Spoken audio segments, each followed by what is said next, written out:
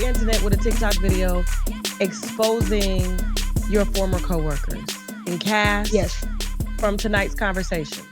Okay. Well, I exposed the owner. So it was Kitty Rose and Ace Mentor. Okay, so you didn't expose nobody else outside of them, because I haven't had a chance to watch the whole 15-part series. I got to like episode 5, and right, I think it was the episode when they was like, do you want your ass ate? Yeah, you don't like it. I was like, what the fuck did I just watch? Like, I just, it's so much. And so you've been getting mixed reviews, because I have been watching, some of the recap videos and stuff like that on people who really have followed what Ace has built, and the opportunities that he's even giving you, because they claim that they wouldn't really know you if it wasn't for Ace. Yikes, that's a lie. Okay. But do you understand? And I'm sure you've seen a lot of those comments, right? I've seen that. A lot of people were are mad. They think I'm exposing all this and all that. There's, I'm not the one, I'm not the type, and I'm sorry, I have a cough drop in because I've been feeling sick, but I'm not the type that'll, tell people business, do all this and that. I was crossed out and snaked in the worst way. And the way that I feel about it is I could have been silent. I could have healed in private. I could have got all my affairs in order and let it go and move on. And that's what I plan on doing. I'm moving on. I'm going to keep, doing what I do and what I've done before this. But it's something that hits a bit different when these are psychologists, like wannabe psychologists and life coaches. It hits a bit different. This is different than, I used to work at Kraft Heinz, like the ketchup macaroni place. I was HR. I saw that. Right. I didn't love working there. There was a lot of shit that went on there, but did I get on the internet and do this and that? No, I didn't. Right. But you work at HR, right? You worked at HR when you were at Kraft. Yes. So you saw these types of situations go on all the time between employees. All the time. Okay. And so you working at HR and then you're coming out. That's kind of opposite ends of the spectrum. All right. Because even working HR, I saw illegal things and different things, and I fought for them too. Like, for example, we were promising illegal, I don't want to call them aliens, I don't think that's the proper word, immigrants. We were promising immigrants $12 an hour, but we were only giving them $6.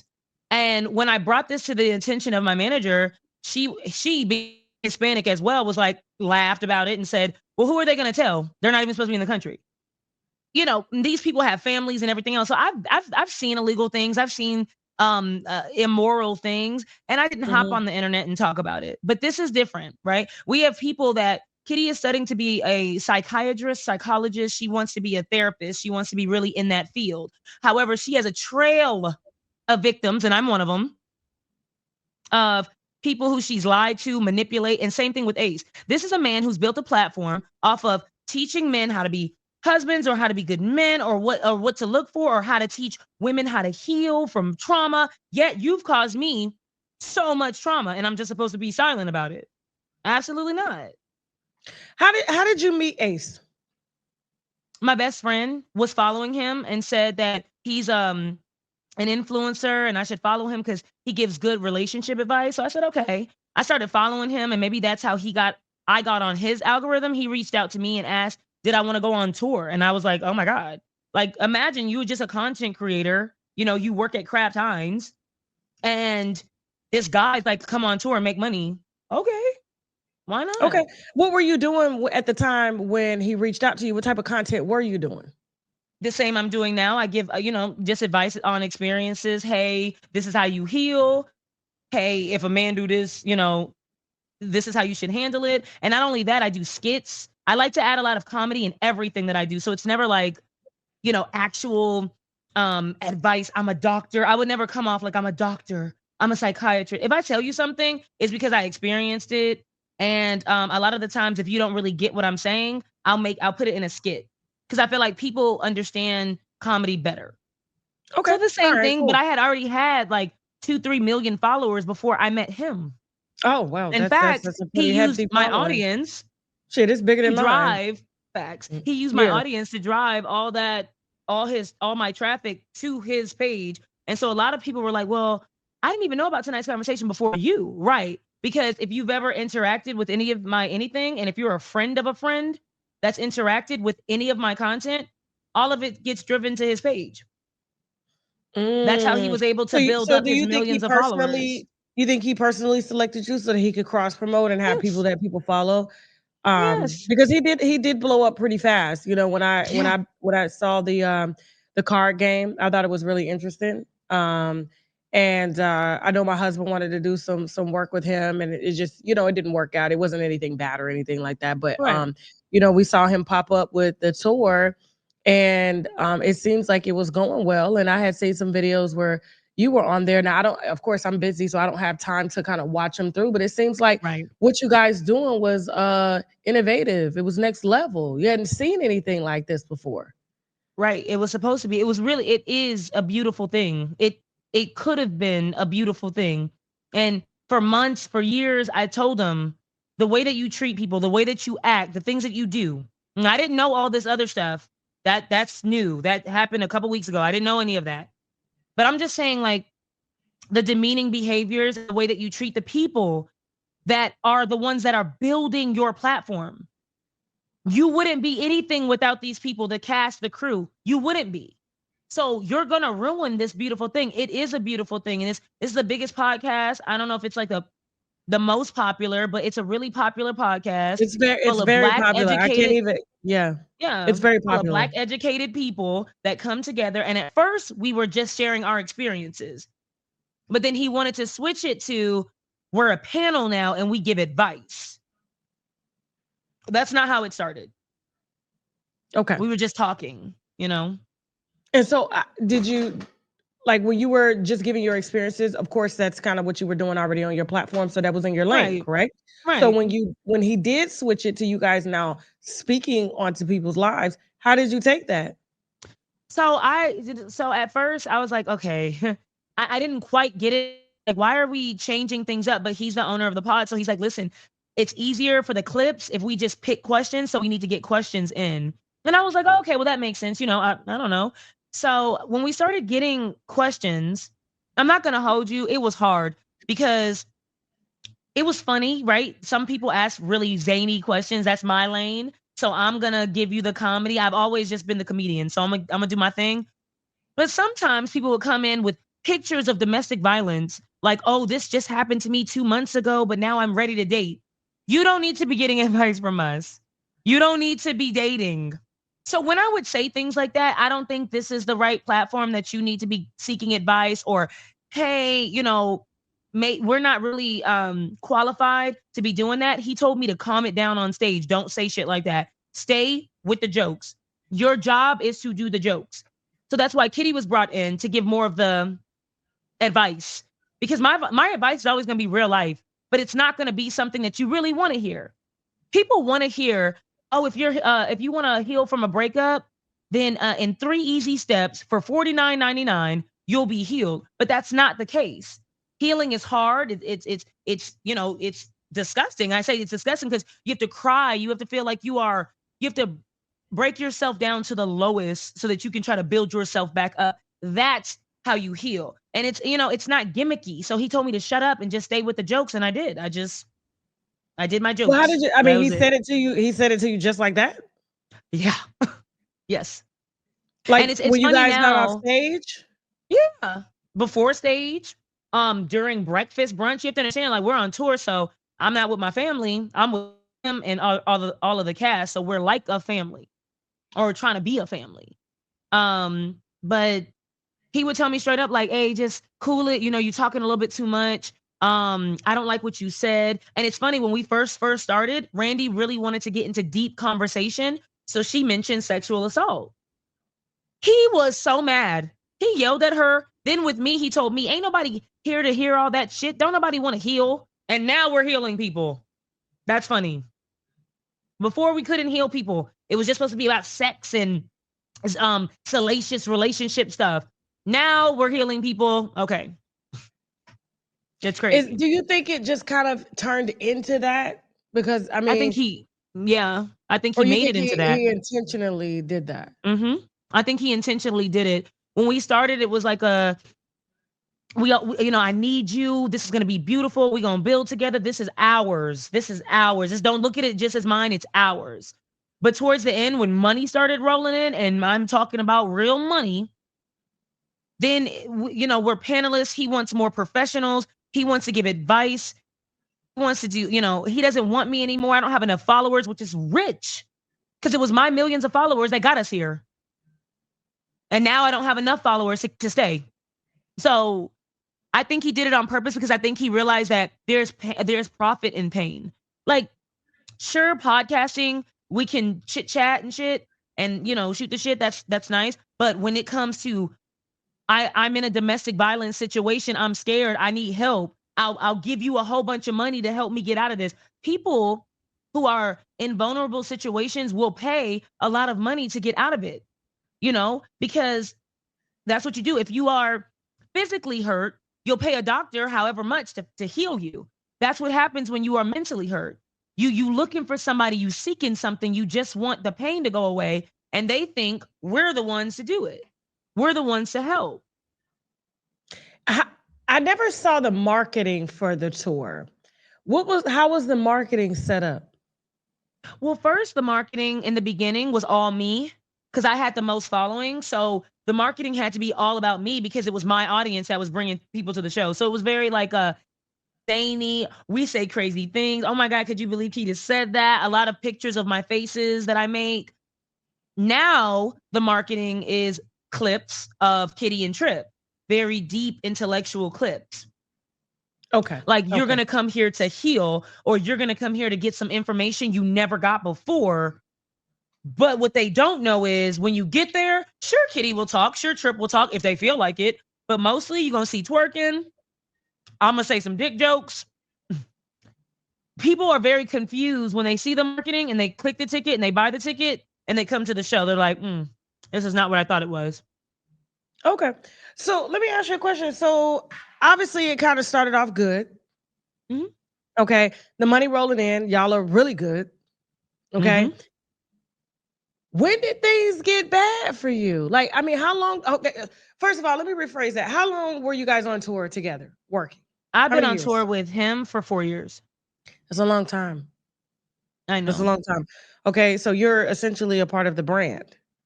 I am the brand. Yes.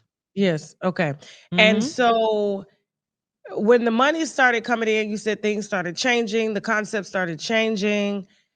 I mean, were you excited about the money? Because I'm sure you guys made a lot of it. Yes.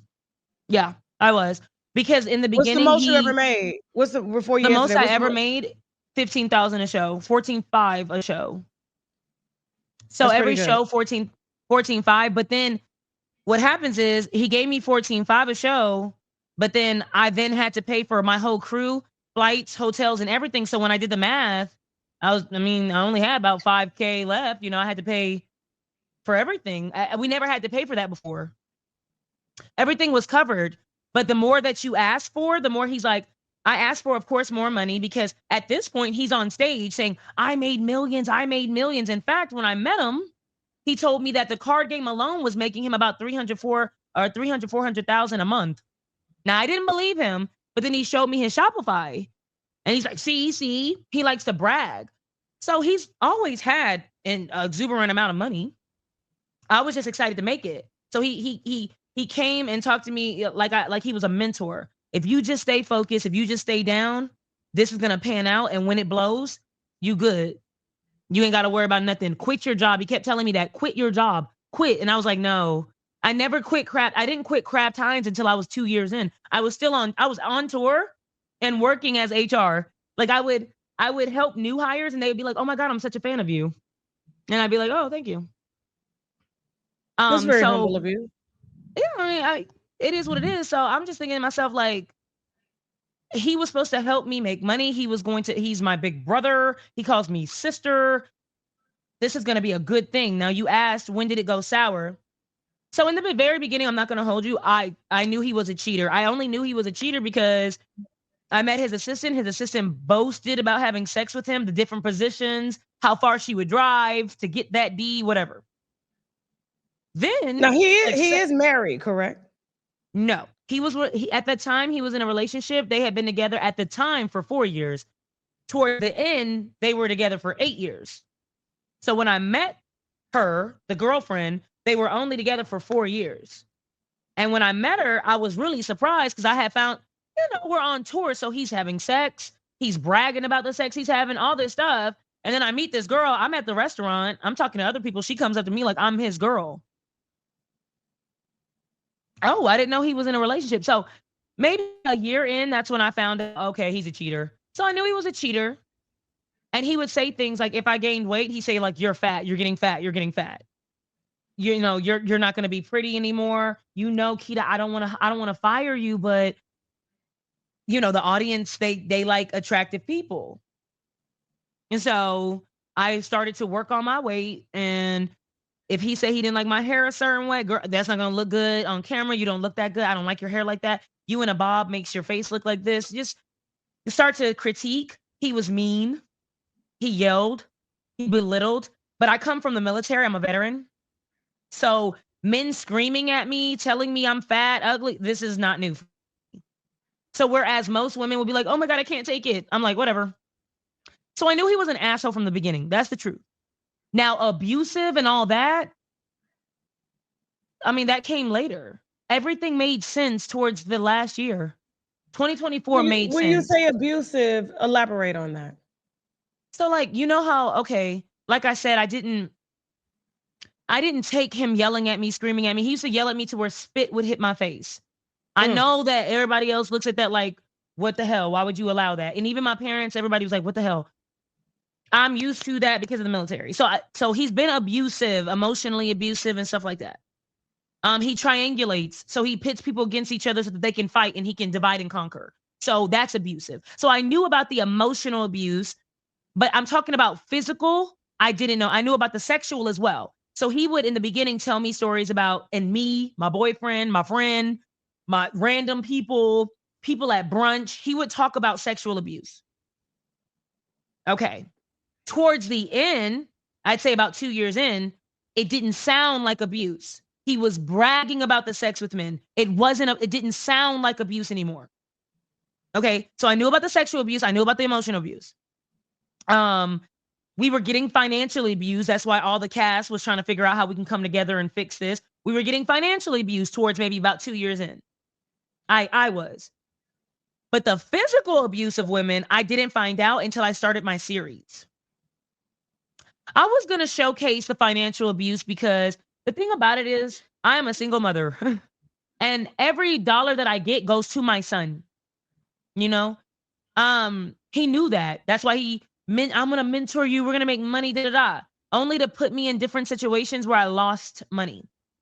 So I wanted to showcase, he put me in debt, but I got myself out of debt. That was all. It was going to be probably like a 3-part, I don't know, 3-part series. I don't know. It was going to be about financial stuff. His ex came, not the current ex, but the ones before. They came out and they sent me documents of protective orders. And I'm like,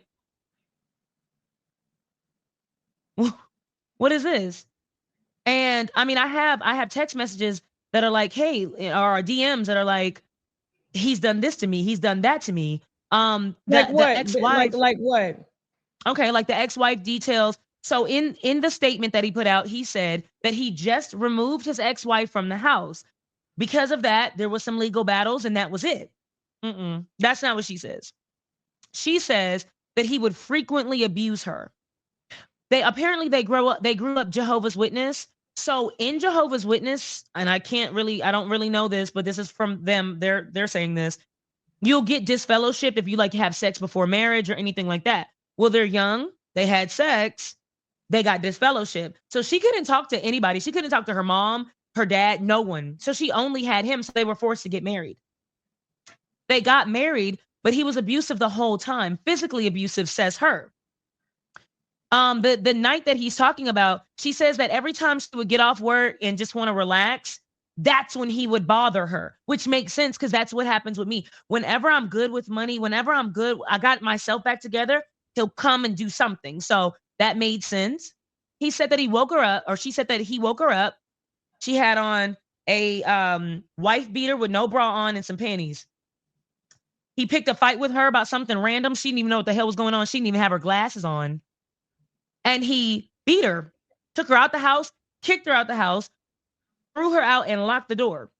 She said she had to walk from the house to a gas station in the like freezing Ohio weather, like freezing. And I've been to Ohio, it's so freaking cold, with panties on and a wife beater to call the police. She said Ace did this? Yeah. So from that moment, you know, mind you, you have to understand being disfellowshipped. It's not like you can call your mama or your homegirl. If they go to the church, they can't talk to you, or else they're going to get disfellowship. And so she's by herself. She doesn't know what to do. And I just was like, damn, like, you know, and that's just one story. She said that she asked me if I needed her to go down to the police station and get the pictures. And apparently he not only, okay, so she got the protective order. She was finally away from him. She was trying to build to her life. And he wouldn't leave her alone. He kept pestering her and calling her and texting her. And that's similar because whenever I'm ready to quit, whenever I was ready to say, you know what, I can't take any more of this, Ace. I can't. I'm done. He calls and he calls and he emails and he emails. And even this current ex, she moved away. She moved to a different state to get away. He wanted to know the address. He wanted to call. He called her from hotel phones. He's emailed her over and over again with the subject, this is my last email, but it's never the last email. He is possessive. He owns you. Whether you're in a relationship or you work for him, guess what? He owns you. And so as I'm hearing these stories, I'm like, have we ever had sex? No. Have we ever dated? No. Has he ever physically hit me? No. But the pestering and the making you feel like you can't say no because he's not finna take no for an answer, that happened to me too. So I believe him. Like, I mean, I'm sorry. What else were you contacted and told by, I guess, his past women? People? Okay. So past women, apparently a girl came out and said they've been together for 9 years. I said, oh, apparently there's multiple people that have been in relationships with him. With her, he's never physically abused her, but he is demeaning. He does scream, he does belittle, he does email, he does call, things like that. That is what she experienced. He's short, right? Yeah. Okay. Yeah, he's short. But then the sexual abuse happened as well. The sexual abuse stories. So towards the last couple of shows, you know, I'll finish up with the physical. Another ex came out, or she wasn't even an ex. She was kind of like a side chick, and just kind of said, you know, he wouldn't let her move on, even though he was in a relationship, having sex with a lot of other women, and she was just a side piece, just, you know, somebody, whatever. She could not date. Whenever she would date, he would call, he would text her nasty things about herself and just like that. So the only person that has ever came out about like physical was the ex-wife. All the other women, it has been verbal and like mental, right? You're ugly, you're fat, you're never gonna get anybody. And then of course he pays, he's a rich man. So he'll probably fly you out and get you things. So he'll take those things away or say he's not gonna do this. Or if he promised to pay your rent, he's not gonna pay it. Things like that. That's what they experience on that side. Okay. On the sexual abuse side, I had people come out because a lot of people didn't understand why I was telling his story. And I get that. I'm telling his story about the sexual abuse because he's told all of us. He's told everybody. He brags about it. He brags about it because his mentor, bought him trips. He said he was on a private jet. He said he got clothes, he got shoes. He said his mentor invests in his businesses. Because before tonight's conversation, there was Metaphorically Speaking, where he was hosting poetry shows and getting money to host events and to create events. He's been creating events since he was in church. He used to throw witness parties, allegedly. Allegedly, the people in his past say he used to throw witness parties that this mentor would fund. Because the mentor is like 10 or 15 years older. Like he's an older guy, but he pretends to be young. What are witness parties? Witness parties are parties that Jehovah's Witnesses go to do things that they're not supposed to do. Sex, drugs, stuff like that. And action. You got the soundtrack. I'm a silent. I like it when you scraping and scrambling. You back, you're moving a lot. You scraping and scrambling. I like it when you do that, Dad. You know, I deal with the greatest. Yo, you listen to what I'm telling you to do, you're gonna be great.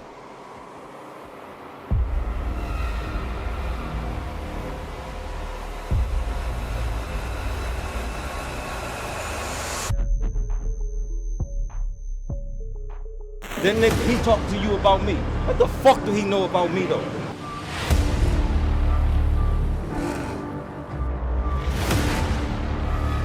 Yo, I need this shit to go crazy right now. I need to feel this shit out in Africa. Where you see me at right now, this is my place I come to.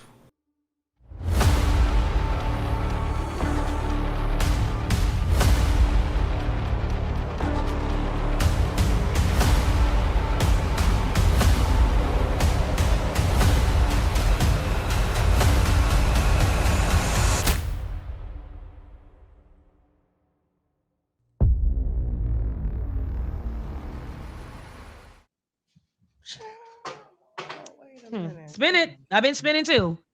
I'm spinning around. So I ain't never heard of them now. I ain't never heard of them. I don't know anything about Jehovah's Witness. All I knew about Jehovah's Witnesses were that they knocked on the door and that there's a joke, you know, that we ignore them, right? You learn something new every day. I swear to God, I learned like that before. I ain't never heard. I thought they was just wearing long skirts and suits and shit. I didn't know. And so, of course, Jehovah's Witnesses are coming out to say, please do not paint us in a bad light just because of this. But then again, I'm sorry. A lot more are coming out saying, I'm glad you're speaking about this because I was sexually assaulted. I was hurt. I was this by my pastor, by my this or by my that. They don't necessarily have pastors. They have elders. You understand? They have elders. So the men in the church make the rules. They are the head. There's not one, there's men. And the women are to follow suit, and the children of the women are to follow suit. So his mom was on drugs, and his father was in jail. And so he had a mentor, and the mentor funded, allegedly, this is from people in his past, funded these witness parties and have been funding certain things for a long time. Who is the mentor? So I don't know if legally I can say his name, but the mentor, I didn't know anything about him. He only said my mentor, my mentor. So finally, when I made my series and I said, you know, he said he has a mentor that's still doing this to this day. Because a couple shows ago, we were all talking in the green room. He was detailing his abuse like he always does in the green room right before a show, which I just want to add is very heavy on somebody. Like imagine hearing about child abuse and then you have to get on the stage. It's just a lot. I do stage entertainment, so I know. Yeah, like that's really, I don't think people can understand that. But so he says that. So Dr. Cheyenne was like, well, what are you going to do about it? Like, are you going to tell the public, fight the man? Like, what's going to happen? He just shut down. He didn't say anything. Like he had told us the story, like he always does. But then when you ask probing questions, he doesn't say anything.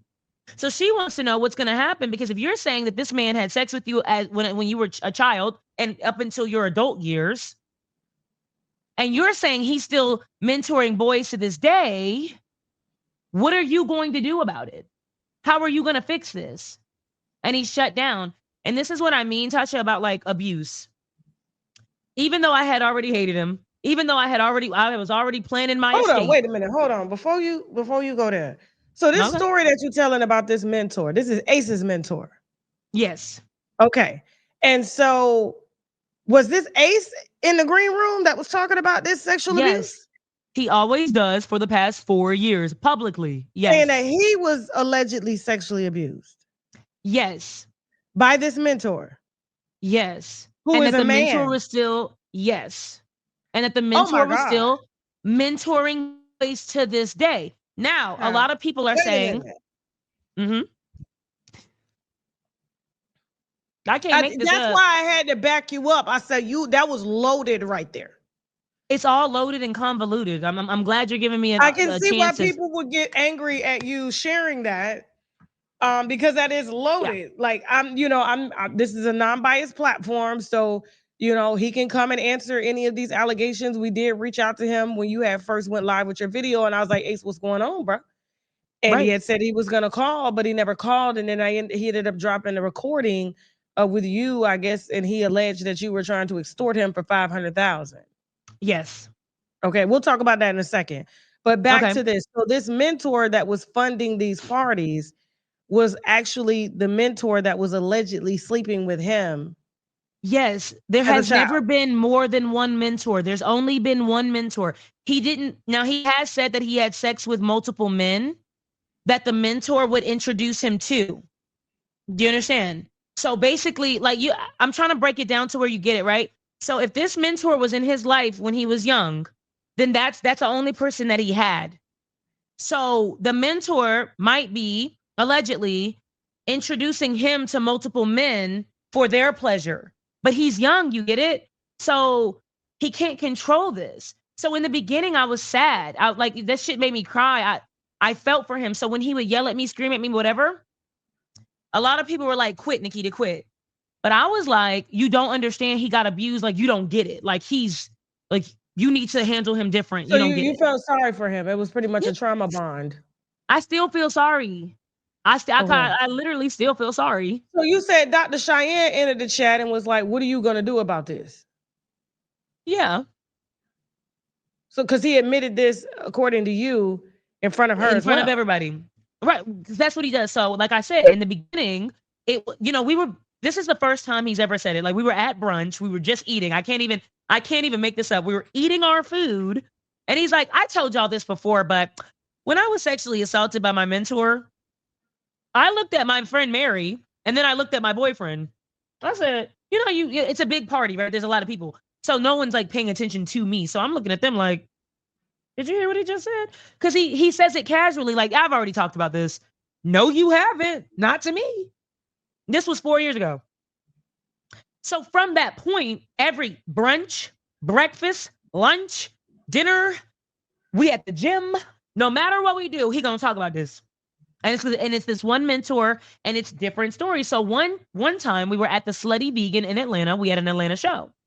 We were all sitting down eating, and he had talked about the mentor. And he said, I really do understand. This is when it started to turn into bragging. This is when it was no longer like, oh, I feel bad for him. It was April. I remember.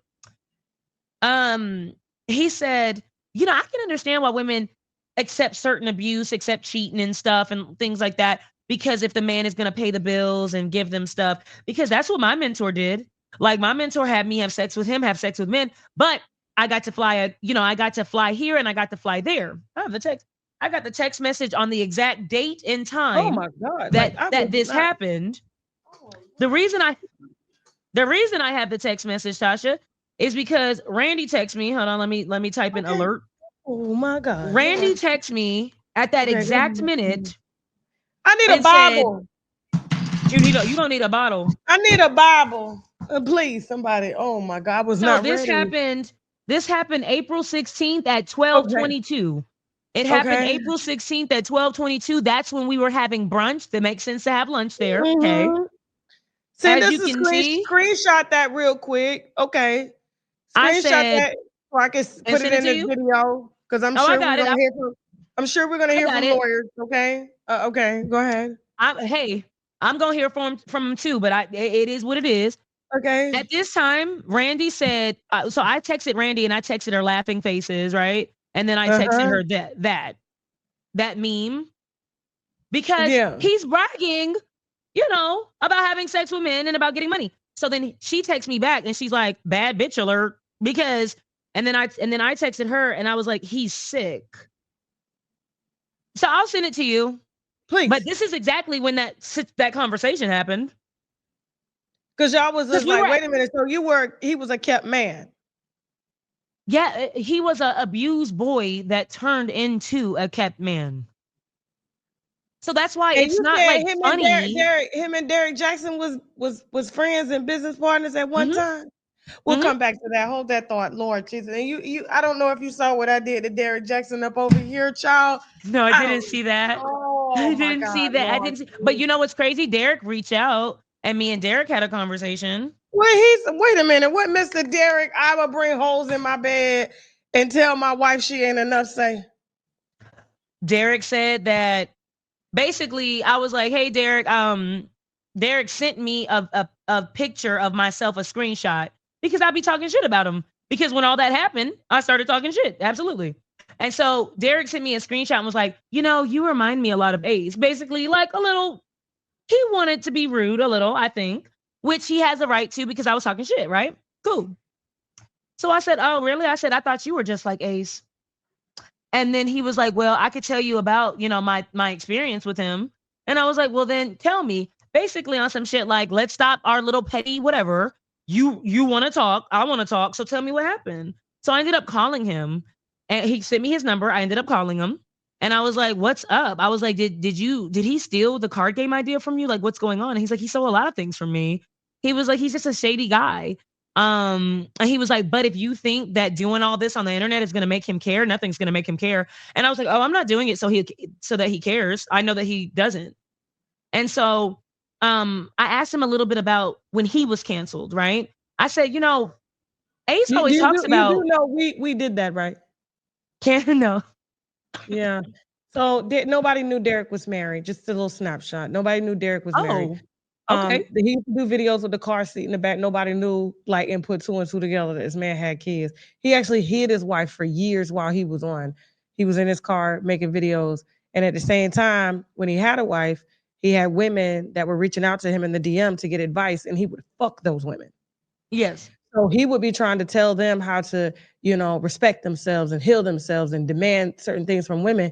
And yet he was having relationships with these women, so much so that when his wife would go visit her parents with the kids, he would bring these women into the bed of their home. Right. And these women would take pictures of him in the home. He would spend his birthday with these women. His wife was really heavily in the church. And, she was a little bit brainwashed too, but Derek was outside. Yeah. And so when they came to me, it was like 4 different women. We ended up doing 4 major exclusives, all hit 1 to 2 million views each. And it went ultra viral. Breakfast Club. I'm talking about, this was worldwide because Derek had been pandering to women like men are this and men are that. And the whole time he was the very man that he was talking about to the women. And he actually broke up a lot of relationships. Women were leaving their boyfriends because of Derek's advice. And so he hasn't recovered from that. So him saying that Ace did something to him, it was like, Derek, come on, how many relationships or just people have you ruined, including your own wife, who is out here right now traumatized by your narcissistic values and just well, traits. see, here's the thing. So here's the thing about these type of men. These type of men, yeah, they know morally they're wrong, but we were talking about business. Ace stole ideas and practices and kicked his ass off when he got canceled, just like Ace kicked TC off a tour, the comedian Terrion Caldwell, off the tour when he lost his page. So he comes to you like, I got you. We're gonna make this money. He'll take your ideas. He'll take some of your audience.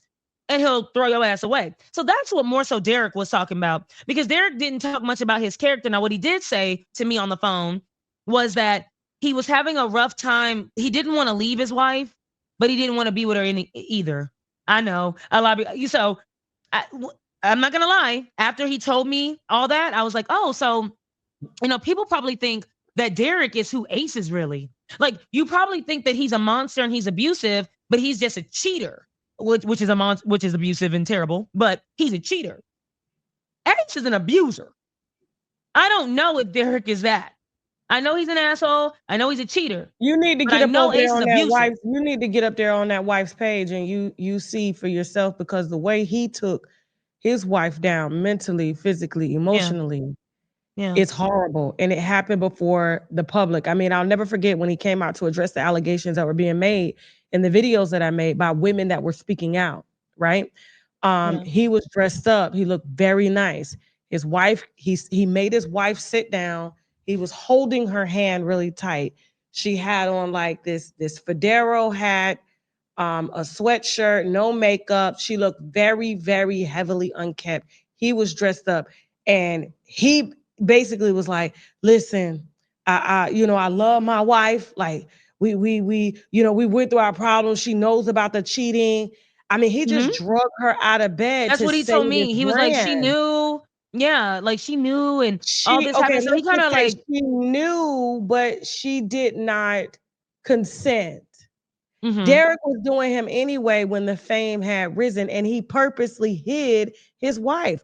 Watch the wife's interview on the Dear Wifey podcast. She said Derek made her compete with these other women, which is narcissistic because that's Ace. And so I'm talking to Derek because essentially, I'm not going to hold you.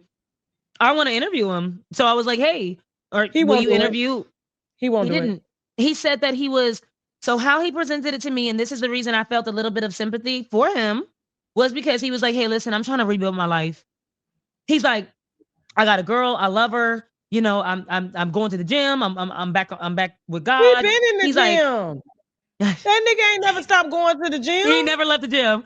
He said, I'm just, he's like, I don't want anything. He's like, but I just wanted to help you because I just wanted to let you know the type of person he is. And I just wanted to let you know that if he's going to offer you some money, just take it. Just take it. Because if you think that he's going to heal and your outcry for him to get help is going to work, it's not. And I said, okay, thank you. And then we got off the phone. He didn't want to do the interview. It was that. I mean, it's fine. He's not going to interview. He's not going to interview him. He did one interview and he's going to make sure that he tailors that interview because Derek spent years out here lying, years out here calling out, men and women and fucking the women that were in his DM. And the type of women that he would only cheat with were hoes. They were strippers. Yeah. They were sex workers. And I'm telling you, it was so bad that they would send me the photos. Derek out in Miami for his birthday with a stripper that was on Section 8 in Baltimore that left her kids, and he left the wife at the house. I've seen. Yeah. Because that's what his little dig to me was. Like, oh, you want to talk to me? You want to interview me? But look, you were talking shit. Absolutely. You're a relationship guru that just got caught cheating. Why wouldn't I talk shit about that? That doesn't make sense. Same as the pastor that gets caught doing whatever with the kid. Why wouldn't we speak about this? Done.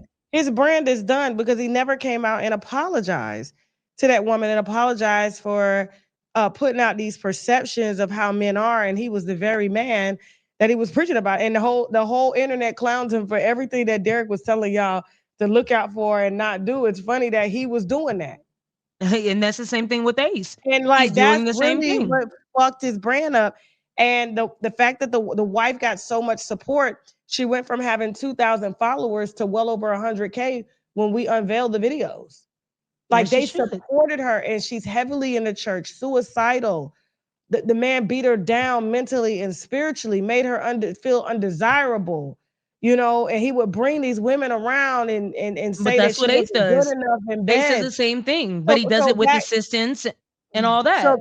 So back to Ace, so Ace was at Slutty Vegan, and he would tell you that he was a kept man by his mentor.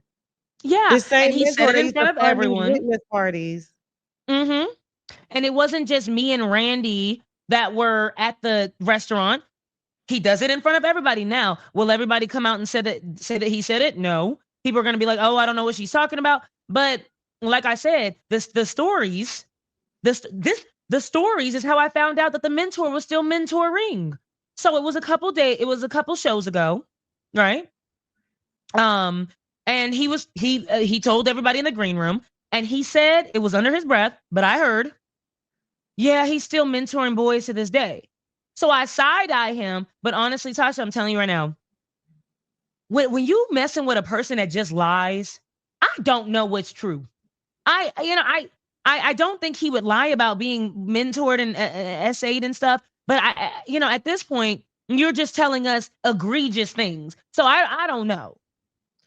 But it wasn't until I came out with the series that I'm telling you, Tasha, 10 people came out and was like, thank you so much. I know exactly who the mentor is. This is where he went to high school. This is his high school pictures. I have high school pictures. In fact, who is the mentor, child? Please tell me. Go ahead and show you. You got my DM on Instagram, right? I'm just go ahead and DM you because the truth is, right now. 2 people 2 people wrote me and said, thank you. Because one person said, hey, me and my brother used to play video games with this guy. That's how he does it. He acts like a big brother. He plays video games, and then the video games turns to porn because he's trying to get you used to sex. He's trying to get you good, like he's trying to get you involved with sex because you're young, you know? So one guy was like, my brother stayed with him, but I didn't want to be friends with him no more. That's one guy said. Another guy said, hey, my kid is currently around this guy.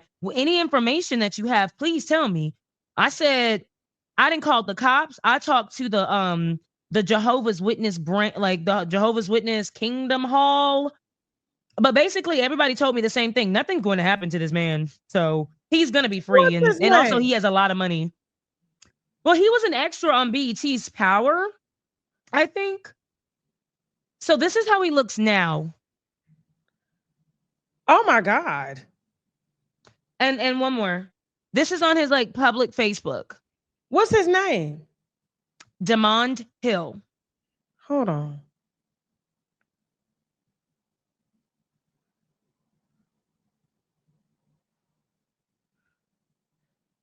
Demond or Desmond?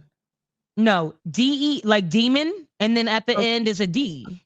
Or yeah, like demon with a D. And that's what that shook me too. I'm gonna hold you. I was like, oh my God, I wonder if demon. he deleted it because do you expose them? I posted it, Tasha. I did because I see him. Like I see him. He's still doing. Well, I don't allegedly, but according to Ace, he's still doing it to this day. And then guess what? The people that are reaching out is like, hey, my kid's been around him. Like, what are you saying? I'm not saying anything. I can only say what Ace told me. Oh my God. His face, like that, the energy from that picture. It's scary. And then his name is like Demon with a D. And so you have to understand, Tasha, I've been going through it because I'm thinking to myself, well, first of all, this man is apparently a millionaire. This man apparently has a lot of money. And so I cannot fight him in court. I certainly can't. I can't even fight Ace in court. Let's be real. So that's going to happen. And, you know, I'm scared because everybody that has talked to me has said, he's a dangerous man, Keita. Well, guess what? I've already exposed it. So I don't know what's going to happen to me. I only exposed it because they said, you see this, Tasha, right here? Yeah, somebody sent me this. And I gotta block out the name. I was just screenshotting this from his page. So you see how it says explore talent? So he's always tried to do like it being talent, and he was an extra and stuff. But when Ace took off, allegedly, you know, he allegedly funds it, but I don't know. That's him. That was him a long time ago. Like that was him when he like met Ace, I guess, because somebody that went to high school with him sent me this photo and said that she clowned him because of that photo. She's like, you look, you know. Yeah. You know. Lord Jesus, child, you done shook the fucking table. And I wasn't trying to, but at the end of the day, it's like this. I wanted to talk about financial abuse. The ex comes out with protective orders. And he's still pretending like he's still telling people like, you know, oh, we just, you know, me and her, we only got married because we were Jehovah's Witnesses, and we only got a divorce because we wasn't supposed to be married. No, y'all were in love. You were her first boyfriend. You guys were Jehovah's Witnesses, but you beat her. She had to run away from you. You continuously, allegedly from her, you continuously bothered her and pestered her, which he did to this current ex, which he's done to me, which he's done to Randy. This is not new. So then that's why I told everything, because I'm like, listen, all these things come together. Like, oh, well, why did you have to tell about the mentor? First of all, he brags about those stories. So shouldn't be upsetting if, you know, everybody hears it. Number two, he said that the mentor is still doing it, which people have confirmed. This lady wrote me and said that she was going to tell the mothers of, I guess, some of the kids. She was going to tell one of the mothers. So right now, a lot's going on to try to stop this man, but other Jehovah's Witnesses say, guess what? That man ain't nothing going to happen to him. So I got 2 millionaires coming after me, and you think I'm not going to say he's coming after me because he hasn't reached out. I don't know if he's coming after me, but I got 2 millionaires that possibly want to come after me, and you think I'm not going to go public?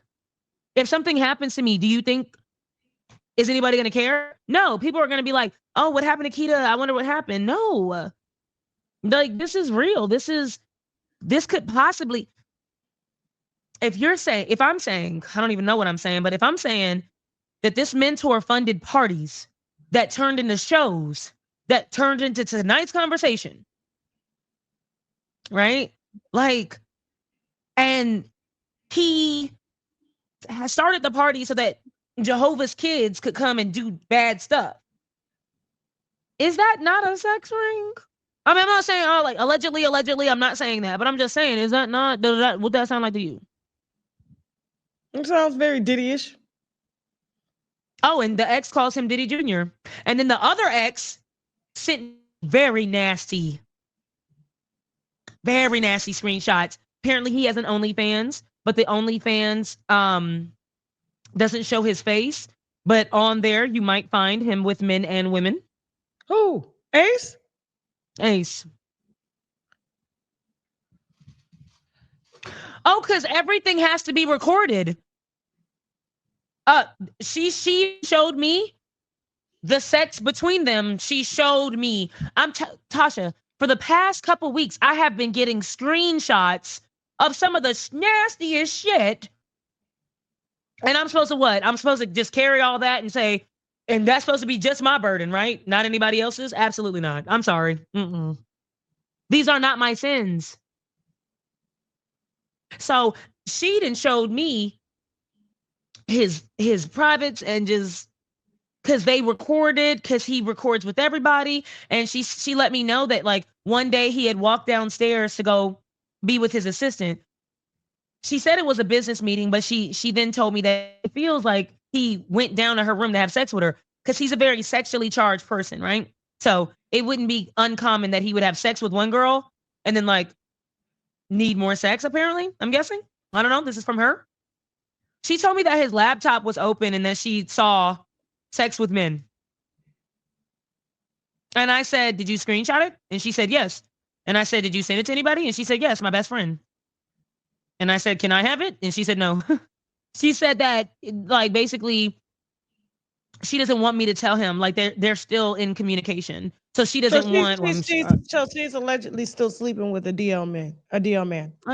Because some women are okay with it, and that's my thing. There's not a problem with women being okay with bisexual men. There's plenty of freaky women. I'm not calling them all freaky, but there's plenty of freaky women that say, I don't care. You're lying. Go be with the women that like bisexual men. Why are you presenting yourself as a straight man? Now, mind you, and this is where it gets weird, Tasha, because it's like, I don't want to go too hard, because the only reason why he might be, like, gay, allegedly, the only reason why he might like sex women is because of what happened. You get what I mean? So to just say, like, oh, he likes it, that's wrong, because he was forced. So it's not fair. But instead of just coming out as a bisexual man and saying, I like both, you pretend to be heterosexual, and then you treat every woman that's ever crossed paths with you like shit. No, there are a lot of women that are okay with bisexual men. It's not a big thing. We're in 2025.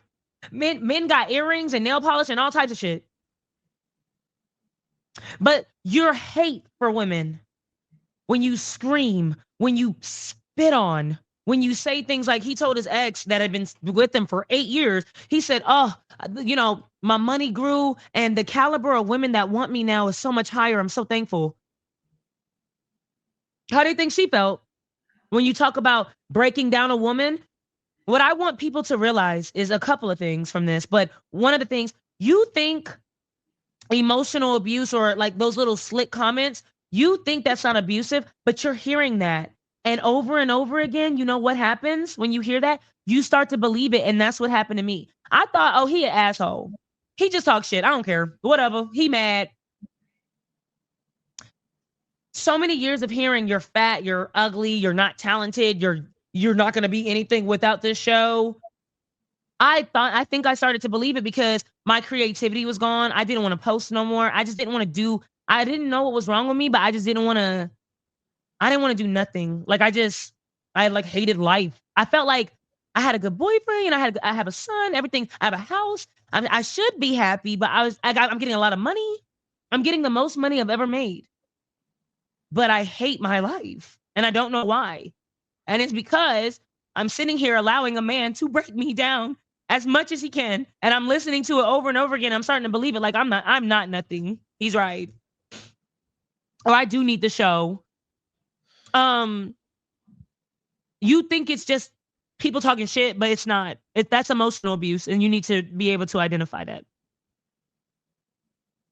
Let me ask you a question because you're emotional right now. Because I did watch some of your videos, and I'm sorry that you're having that you've had to experience this, and I do think Okay. things do happen for a reason, and I don't know why God put you in this situation, but He did for a reason, and I'm sure everything will come to light. But girl, you have sure shook in the fucking internet just here, and I'm kind of thankful that you did this interview because some of your videos are highly animated, so it'll be really hard to gauge how serious this affected you. It was hard to It's gauge. like I lost my job. I lost my income. All these people are telling me this stuff, so I'm finding out who this man really is, which is making me even more angry. And I'm just trying to smile through this shit. Like, I'm just trying to smile. So, yes, a lot of people are like, you're animated as shit because I'm dealing with actual abuse.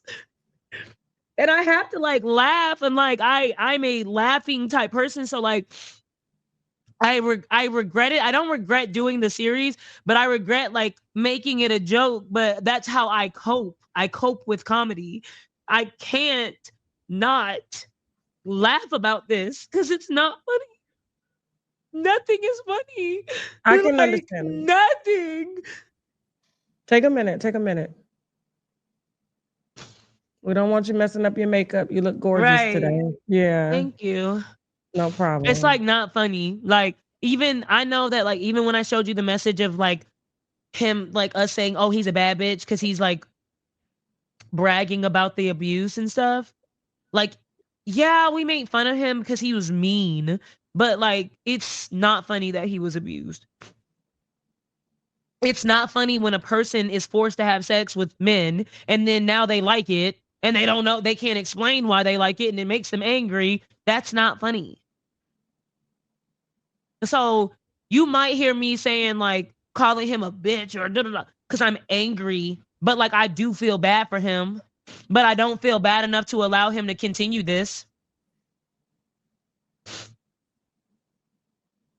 It I'm needs to glad, stop. It like I won't said, stop. I'm glad that we spoke because watching some of the reactions and the recap and things like that, a lot of people were trying to figure out like what was your intention, and I can see it now because this was a very even tone. This is a very real explanation of what happened, and so couple things, because we're gonna get into Kitty in Yeah. just a second, okay? Okay. Because that's another part that I kind of wanna, because Kitty had made a very emotional video. She was crying, and I saw you kind of laughing at her and mocking I her, sure did. right? Yes. Mm-hmm. Okay, and now you're crying, and that just kind of Yep. made me just go, all right, could she, be going through the same thing? But we'll talk about that in just a second. So hold on, because I seen you give grace to Ace, even though you're pissed. And a lot of people were trying to figure out, because I just recently had, a situation happen where I fired someone, and it was over a year and a half ago, right? Yeah. And she had worked with me a very long time. And when she was great at her job, she was great. When she wasn't great, she wasn't great, right?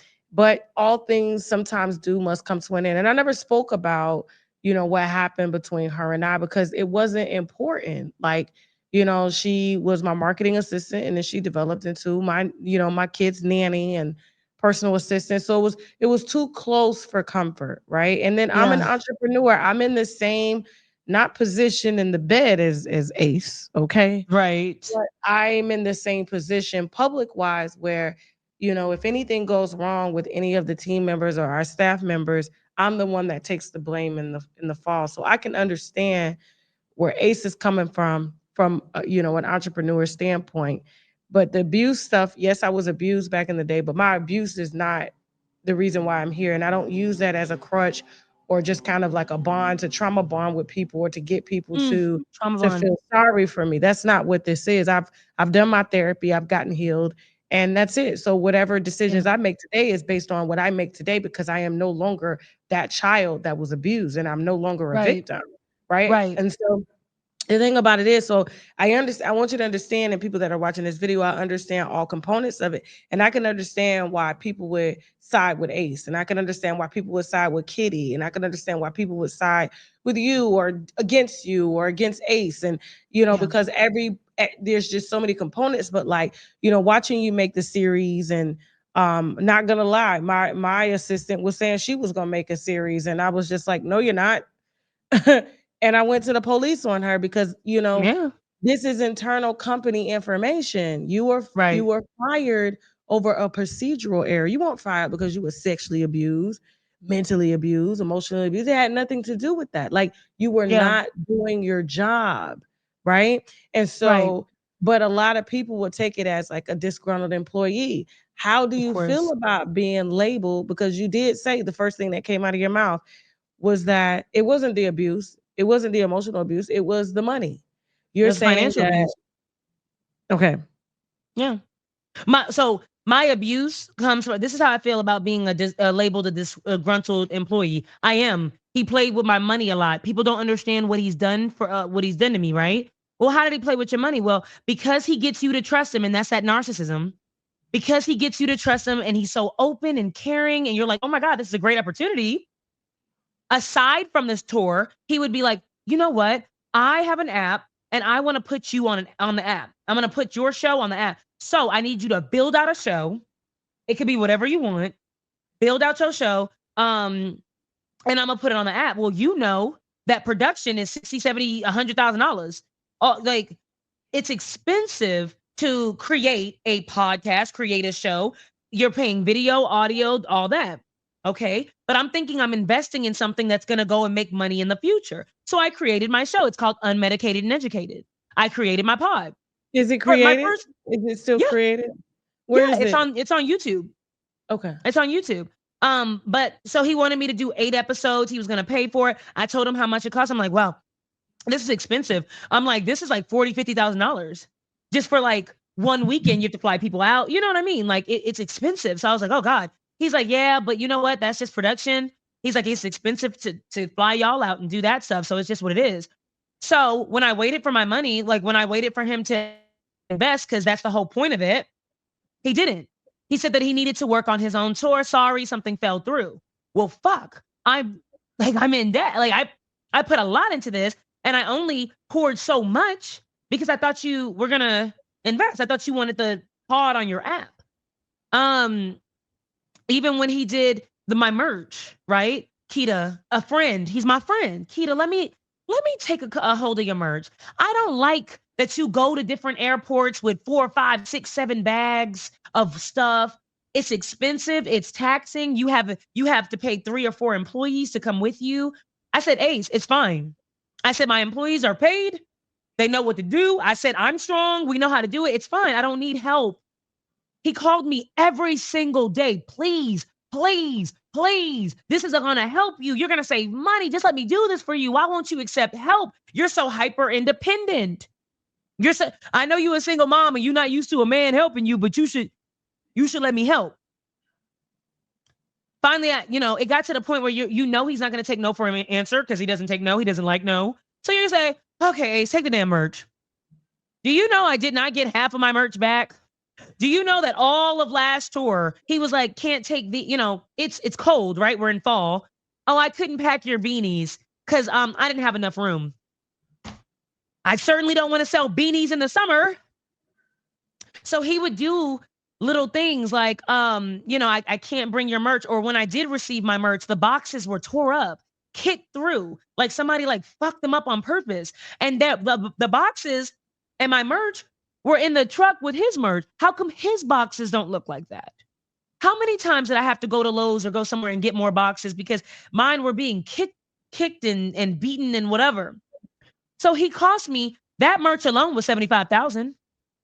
That merch alone was $75,000. Y'all ain't never heard of Teespring digital merch? Let me tell you why I bought let me tell you why I bought as much as I bought. Okay. In the beginning of the contract negotiations, we don't know how the show's doing. We don't know how much money the show's making. We don't know how much the app is making. We don't know how much the card game is making. We don't know. We just know that we're helping him make money and hopefully he'll give us money. They don't know. So you took the merch as your way to make money?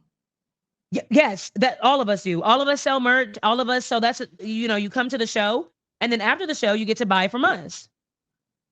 Trip has merch. Everybody, Randy has merch. Kitty has merch. We all have merch. But he likes to practice with me because I'm the one has been long standing. I came before Randy, Kitty, Trip. Trip's been with them for 10 years. Trip's been an employee since, metaphorically speaking, but he came back.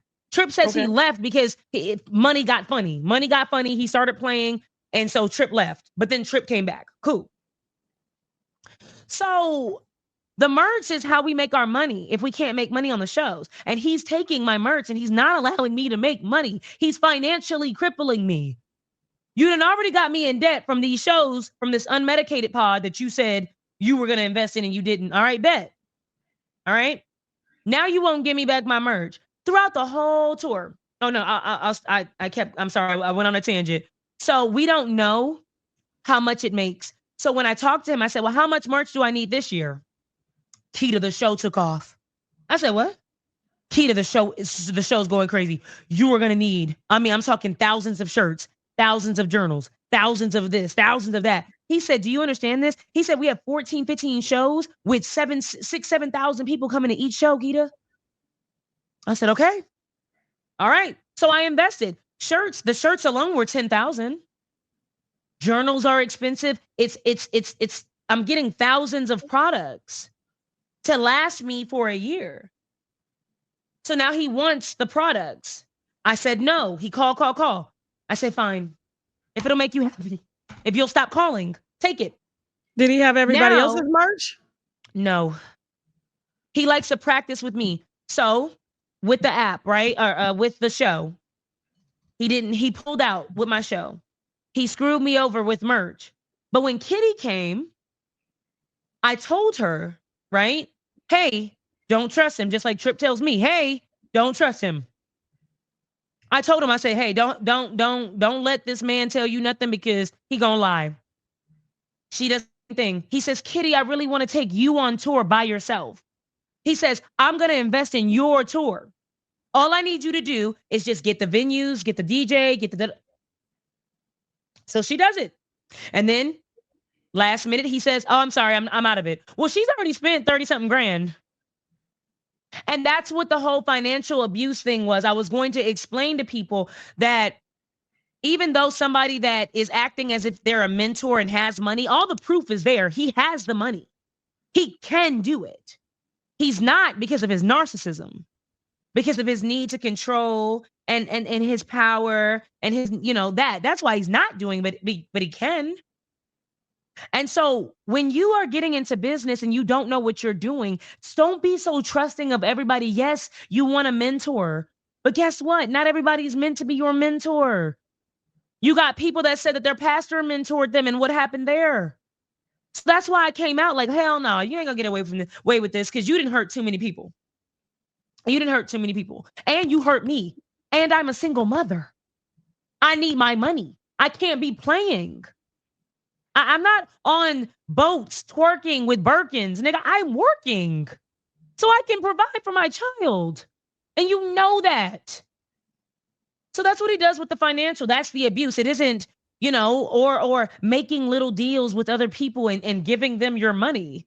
I waited for 2 shows to get my money. I was supposed to get $13,000. Finally, I wrote his manager. I said, where's my money? She said, oh, you promised to pay us back, so you're not getting those 2 checks. What are you talking about? I needed that money. That $13,000 was going to get me through the summer. I say, what are you talking about? Oh, well, we had Ace made a deal with your boyfriend at the time, who was just an assistant, not a manager. He did not manage my funds.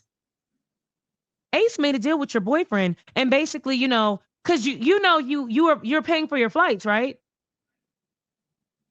When did I start paying for my flights? I said no. Yeah, Ace, he had to cut some things, so you have to pay for your flights. So we talked to Kel about it, and y'all promised to pay, and then she sends me a document that nobody signed, which is basically a promise to pay document. So I didn't get my shows when I was only making $6,000 a show. I was like, oh shit. And so that summer was really difficult because I allotted all my money. I don't like debt. I'm trying to get myself out of debt so I'm like, oh God, I need these 2 checks, and I didn't get it. So what happened? Well, those months came, and I'm taking out of my savings. So of course, when it's time for another contract, I need it. I want it. Not because I love working here, not because I love working for an abuser, but because I take care of a son. And I don't give a fuck what anybody thinks about it. And action. You got the soundtrack? I'm a silent. I like it when you scraping and scrambling, you back and moving a lot, you scraping and scrambling. I like it when you do that, Dad. You know, I deal with the greatest. Yo, you listen to what I'm telling you to do, you're gonna be great.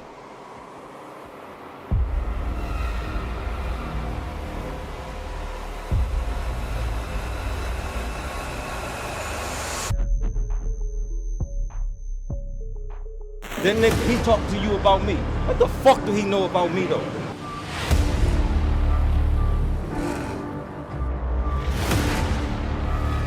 Yo, I need this shit to go crazy right now. I need to feel this shit out in Africa. Where you see me at right now, this is my place I come to.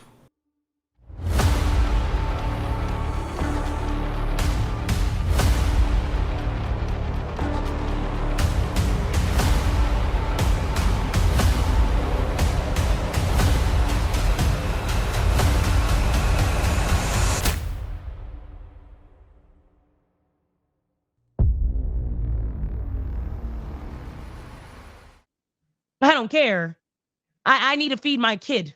So if, you sat by him and, if the money was right, you wouldn't have said nothing. I don't know what I would have said. I think God made me do all this stuff because I'm not going to hold you. You talked about the extortion, right? About him saying that I extorted him. Ace called me over and over again, like he always does, and said, I want to make this right. I'm sorry. And I said, okay.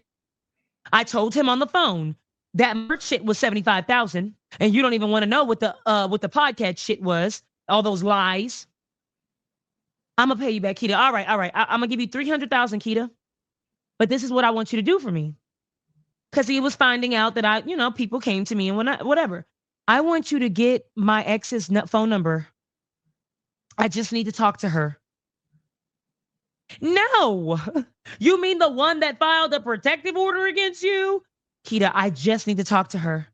Keita, I just need to, she's lying on me. She's lying. All that stuff's a lie. And let me talk to her. Just give me her number. No. So for days and days, it was like, he said, well, I want to give her money. I want to make it right. So I reached out to her and I was like, hey, he says he wants to give you some money. And she told me straight up, that money's disgusting. And you know what I told her? I told her that money is disgusting. He is a terrible person. However, you never got repaid back from getting dragged and beaten and everything else, thrown in the shower and shit like that. You never gotten anything from that. And now this man who did that to you is a millionaire and makes millions off of telling women what a good man is. So I think because she's a single mom, not with his child, she said she had to have a baby. She said the only way he would stop talking to her is when she got pregnant by another man. That was the only way he was going to let her go. So I'm not saying she had that baby on purpose to do that. I'm just saying that's what she said. So I was like, money will make it a little bit better. No, money doesn't erase abuse. It doesn't. But I tell you one thing, you weren't going to get nothing else. You're not going to get anything. Nobody can say sorry and take all the pain away. Right? So she agreed. And I was like, all right. I hit up a couple of the other exes and I was like, hey, with my money, I got you. So send me your Cash App. because I wasn't finna tell him about all the stuff that I knew. But I told a couple of the other people that was messed up, I was like, I got you. So when I get my settlement, I'm like, I got you. And I even told him that I'm like, I'm going to make it right with some of the victims. And you're lucky I'm doing that because I'm not the one that did this to these women. And I was like, I don't want it to be nasty. I don't want it to be a mess. I said, but Ace, you need to hold yourself accountable. I said, so once this is all settled, we need to do something where we resolve this conflict, and you hold yourself accountable for some of the things that you've done publicly. Ain't finna do that. Now, Well, he ain't finna do that. That'll kill the well, brand. guess what? He said that he was. He said that he was. Mm-hmm. And then the next morning, I woke up to me extorting him. So that was a lie. I don't think people took it like you were extorting them. I thought that he wanted to make it right. I thought that he was finally Did you see saying, the I'm comments sorry. on the video? I did. I know most of the people said it sounded like you owe her money. He does. He does. He does owe me money. And it sounds like I'm angry. I am. And so for all the people saying I'm bitter and disgruntled, I am. Let me tell you something. Emotions aren't embarrassing. Not for me. Emotions aren't embarrassing. So if I look hurt, it's because I'm hurt. If I look sad, I'm sad. If I'm disgruntled, you goddamn right. I was just abused for the past 4 years. I'm disgruntled. They're not lying when they say I look like that. I am. How much are you in debt from working? So I'm not in debt. I use like all of my money, my content money, everything to get myself out of debt. The most I've ever been in was $70,000 of debt. Okay. And I never been in that debt before, that type of debt. I just scared. Wish that you could have, and this is just me talking before we get into the Kitty situation. I just wish that you could have branched off. Well, see, the unmedicated thing, the only reason why I was like, well, okay, was because that was my way of being like, well, maybe when that takes off, I don't have to be with you anymore, And so I was like, well, this is a good thing. I have my own show. But when I realized how expensive it was to keep up, I'm like, oh, Jesus. So I didn't know. Not if you start small. Yeah. Yeah. You don't, because you're branching out. Like, you obviously have supporters. Like, you could have did it in a venue that hold 50 people. Yeah. I think that me, Trip, and Kitty,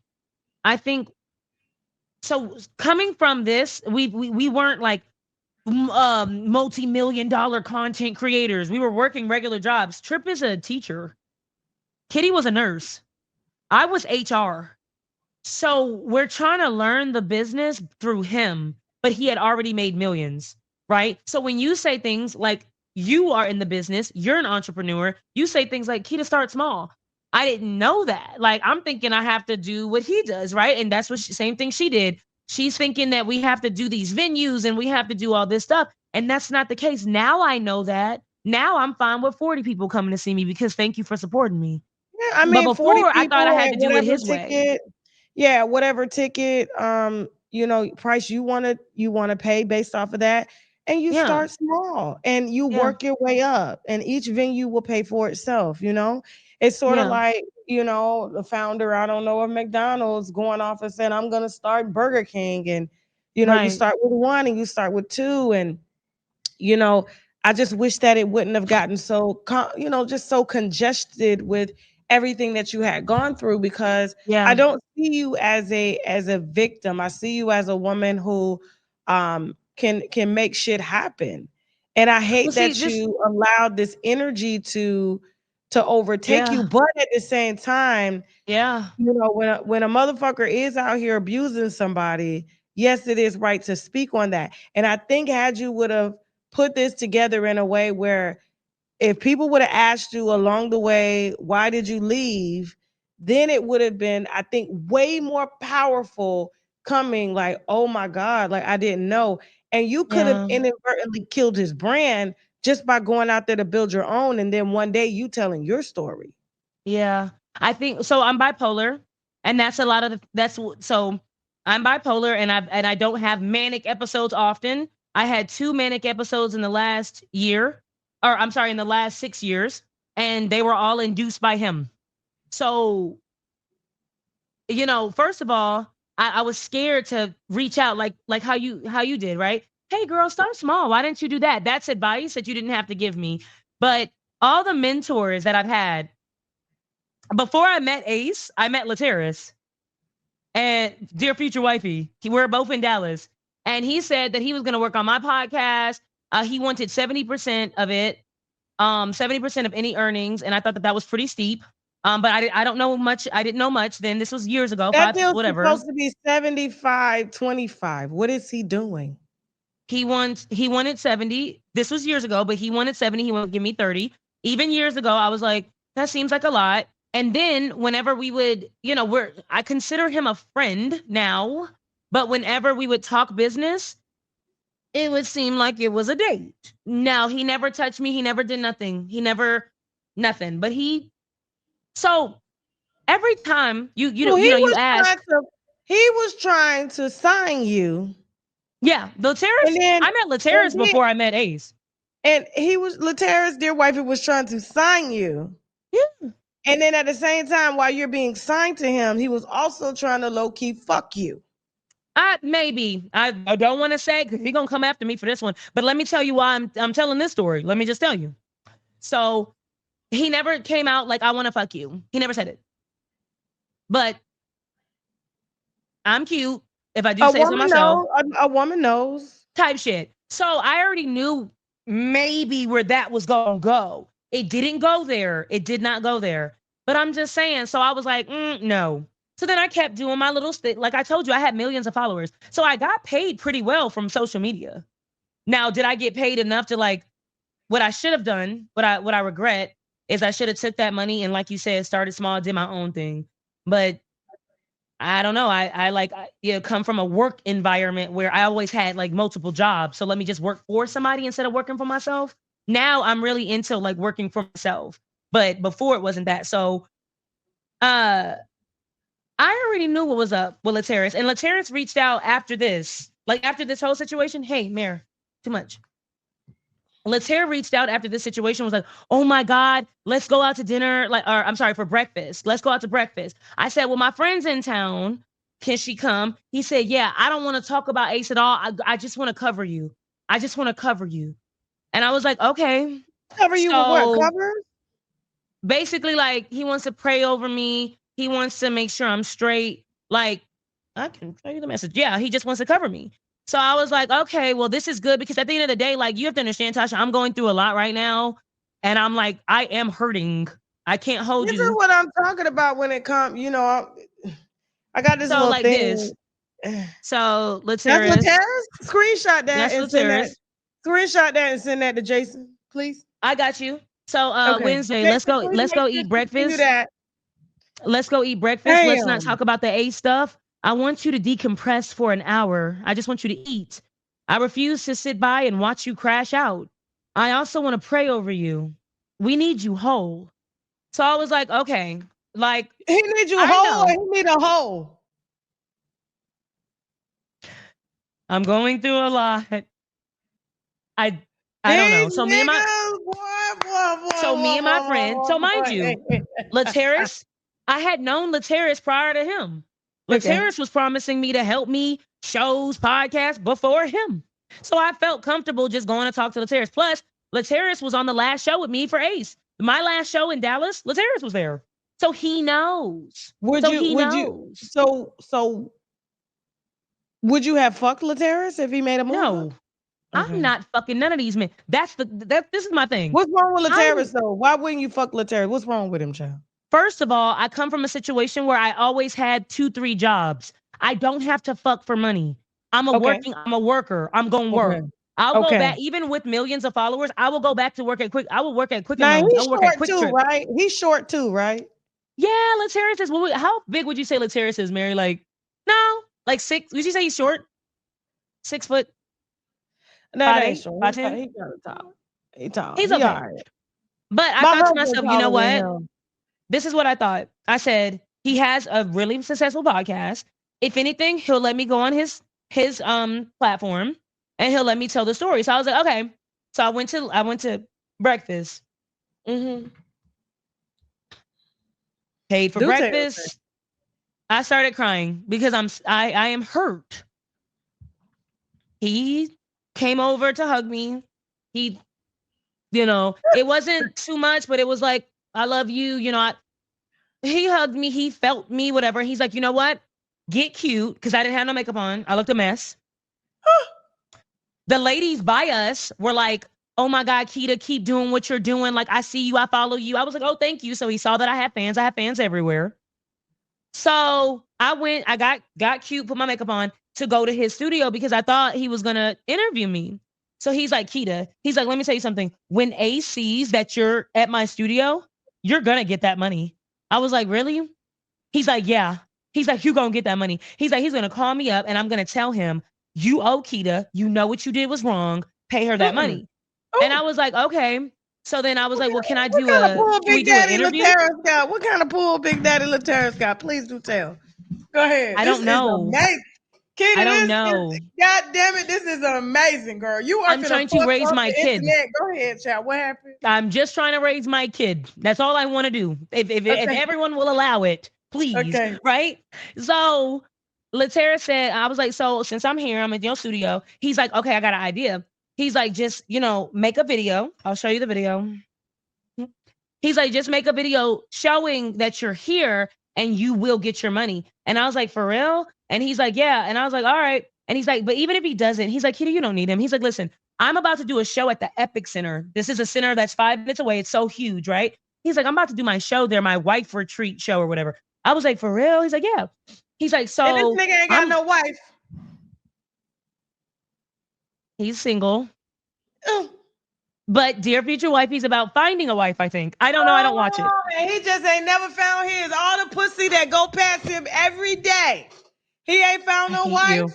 I don't like you. Out of his collection. Go ahead. Well, and so I posted the video, but then I was like, hey, I think it would be good too to like have an interview because I'm trying to do what I did with you. I'm trying to tell the story to where it's not all this. I messed up trying to do all that. I don't know. So he's like, post this video. You're gonna, you'll get a lot of it, whatever. So I posted the video, and the video was just me sitting on the big yellow couch. And he said he was gonna invest in shows. That he was like, how would you like it if I paid for everything and I invested in your first show? I would love it. What are you talking about? Because I see you have talent, Keita, and I just hate that you believe somebody like this guy talking about Ace. And I'm like, well, yeah, he's an asshole. So thank you. I appreciate you for covering me. So he's supposed to do all this and that. He says he doesn't want to do the interview that night. He says because he doesn't like messy shit and like it's kind of messy, but he knows that if I post this,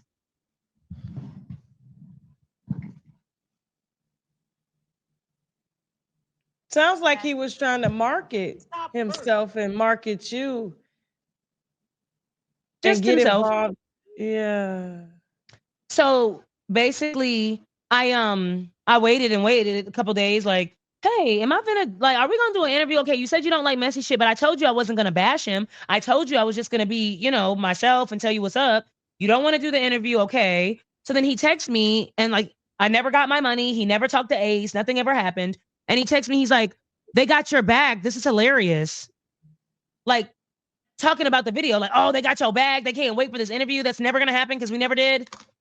Hey, nigga, did you just, hold on, Tasha, because let me take accountability. I be making some dumb fucking mistakes. Let's talk about it. Why did I even agree to go to like breakfast or do any of that? Are you gonna help me get this money? Or did you just invite me to breakfast so that you can hug me and do all that shit? And did you invite me to your studio so that I could post this shit and have all these people talking? Did I just allow you to play me? Yes, I did.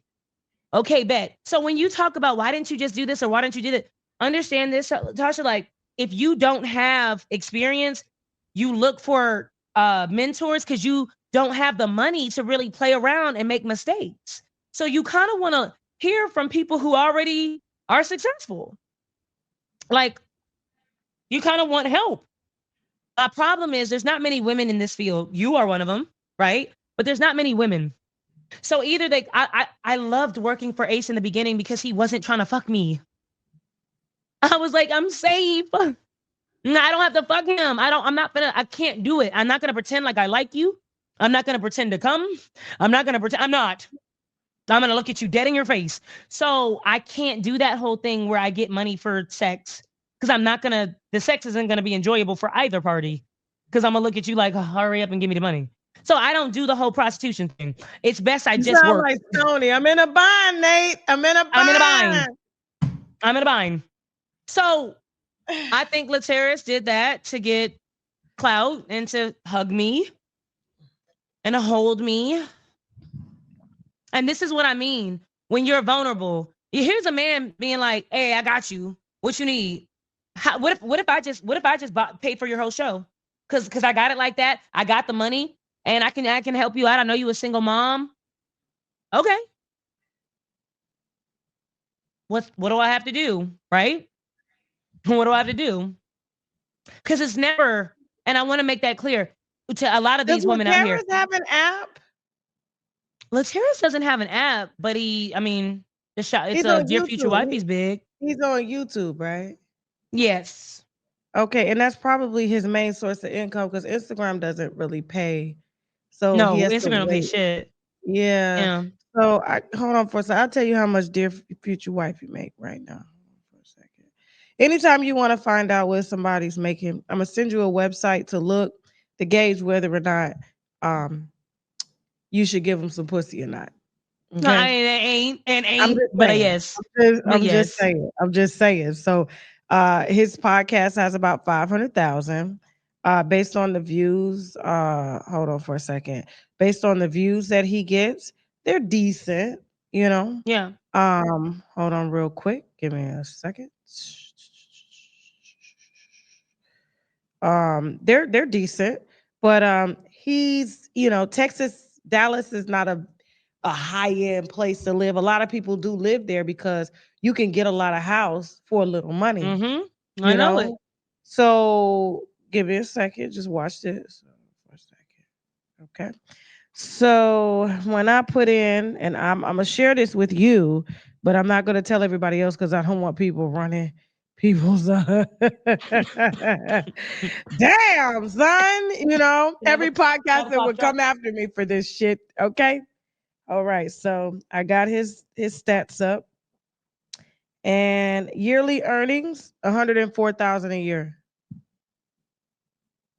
Maybe so I don't know. Maybe on a good year, let's just say, because I looked at his views, like a good year. So he has $1 million studio in Dallas. Like that's what he says. And so when you go, it's like this huge studio. It's like big. Yeah, it's a warehouse. They're cheap. And warehouses, I can tell you right now, because Atlanta has a lot of them. They're unused spaces. So you could typically get those warehouses for around $1,000 to $2,000 a month. I had one in Atlanta. It was absolutely huge. People came in there and was like, whoa. You know what I'm saying? Like, it's not like that. And he's only using one wall for his podcast. And it's a very short wall. Okay. Mm-hmm. And so it's not like he's trying to, like, it's not like that. And I know it because I've been in this business 10 years. Warehouses are some of the cheapest space that you can get because they can't rent them anymore. There's just, I'm sure in that same complex, there was a lot of vacancies. Yeah. I mean, there's more businesses there. Yeah. They're not expensive. Yeah. And if you look, you could go on Craigslist right now and look for warehouse, let's just say 4,000 square feet, in Dallas. It's going to give you the prices right there. But I'm telling you right now, on a good year, he probably makes 200,000. But living in Texas, his money's a lot longer. The tours, they give you clouts per se, but you know how tours, it takes a while to make money.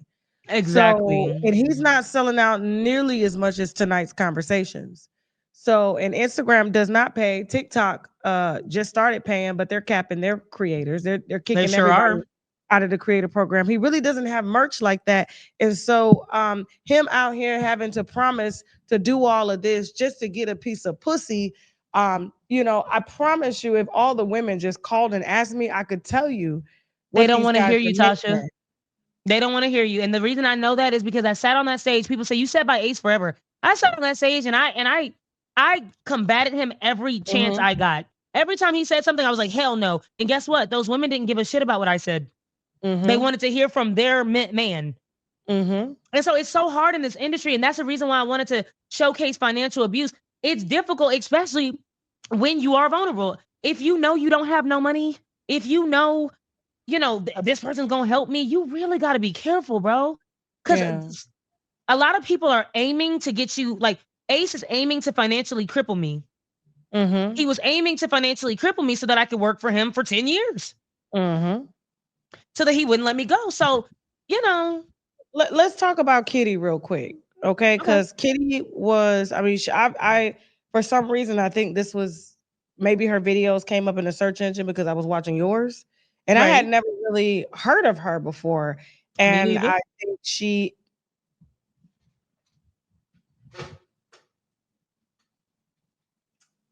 Me neither. Till she started working, till she was a coworker. But okay. Okay. She seems to be gaining popularity quite fast because the show is very popular. And she seems to be, she's a beautiful woman. She seems to know what she's talking about. A lot of people do support her. I know it's entertainment, so I don't get caught up in the theatrics and the punchlines of it all, because the punchline is for the views. Like that's a whole structure set up. And we know that. I'm personally a comedian, so I know when stories or when just kind of videos and commentary is being set up to punchline and grab someone and hit them deep so they will connect with you. And so, she seems to have that down to a science. And no hate. I wish her nothing but the best. But like, how did she get on your bad side?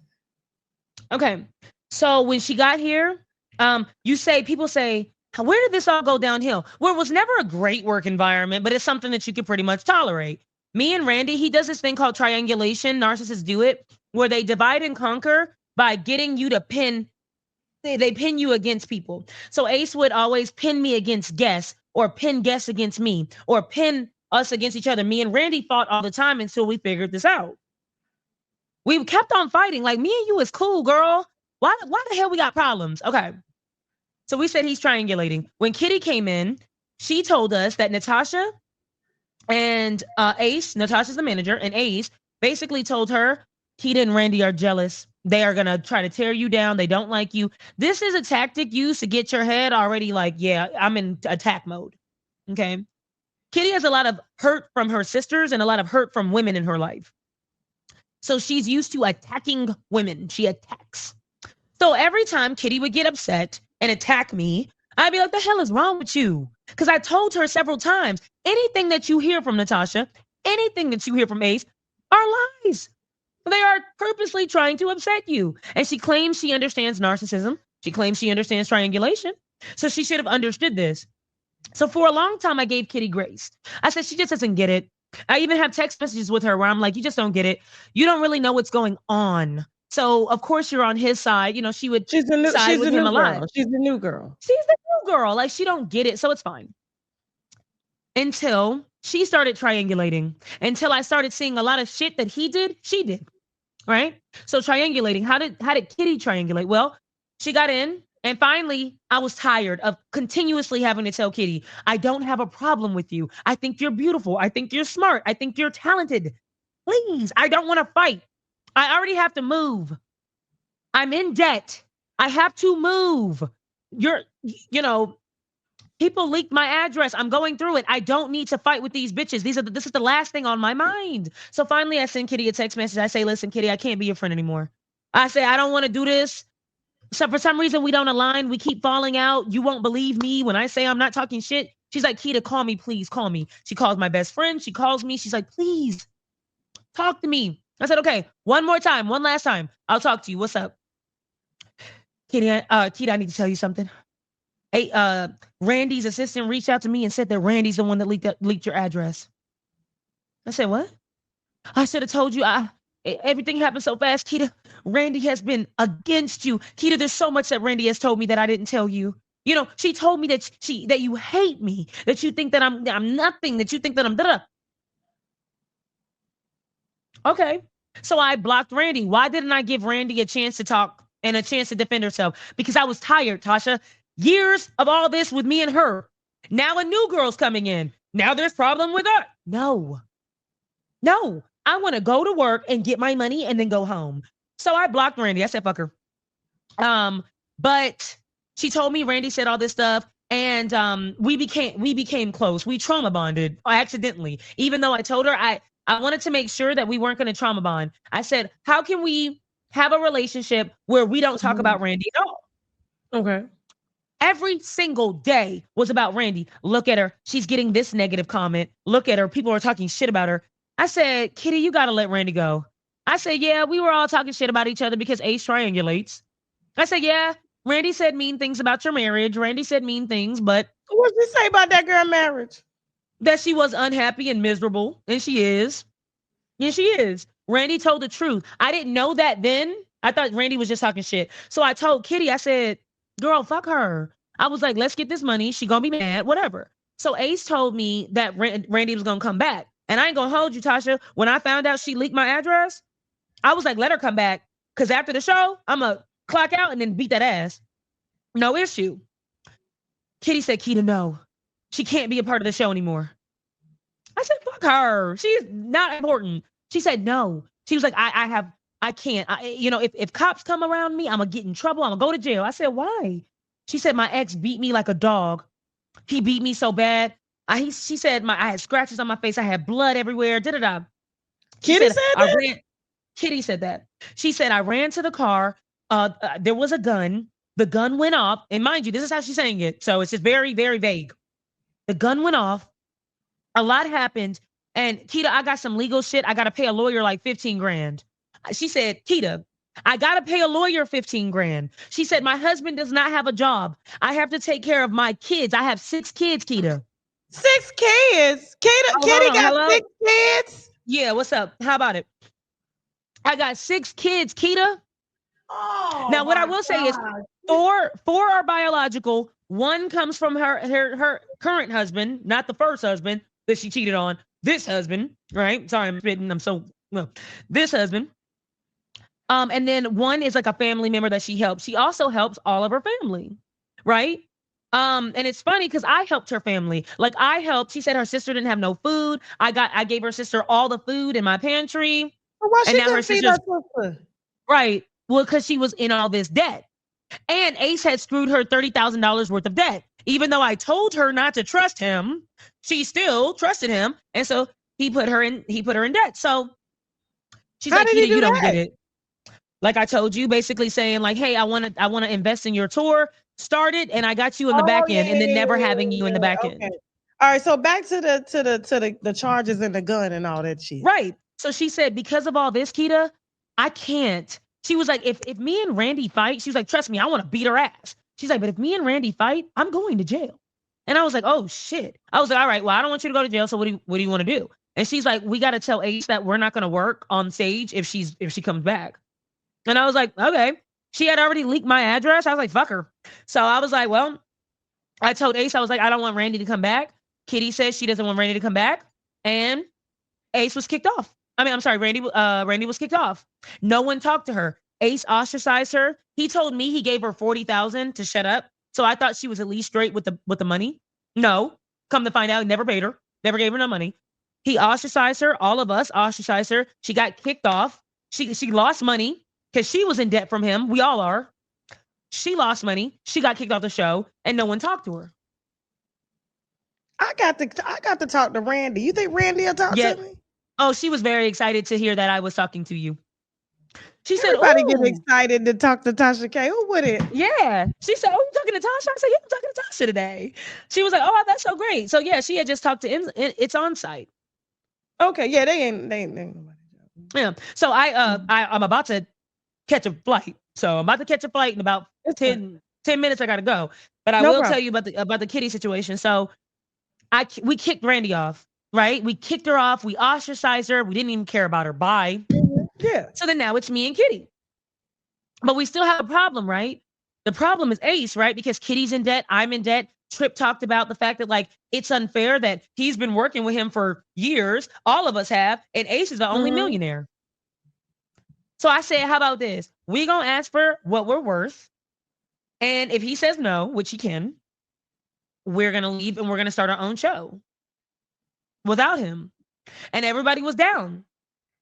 So a couple months go by. Everybody's acting weird. Like, Kitty's acting weird. She's not answering my phone calls anymore. She's not texting me. We used to go work out together. I used to tell her, like, let's go work out. Let's drink water. Let's get out of, because she was in such a big funk. Like, she was obsessive over Randy. Obsessive. Look what Randy's posting. Look what Randy's talking about. Who gives a fuck? I blocked Randy off everything, even YouTube. I would have blocked that bitch on LinkedIn. I didn't want to see shit she had, so I didn't care. So we worked out together. We ate together. She always needed money, so when we ate, I paid for the meal. Da-da-da. Kitty? Okay. Kitty? Yes.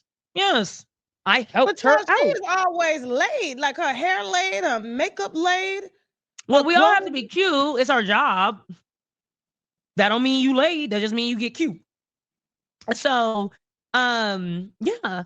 So basically, she was like, "I hate him, Keita. I hate him." I'm gonna send you this screenshot too, because this going on the episode today. I'm gonna send you this screenshot because she's saying that she never was financially abused. So this is the screenshot where she's telling me that he's bisexual. That's Kitty? She found his. Yeah, that's Kitty, and she's telling me that Ace is bisexual.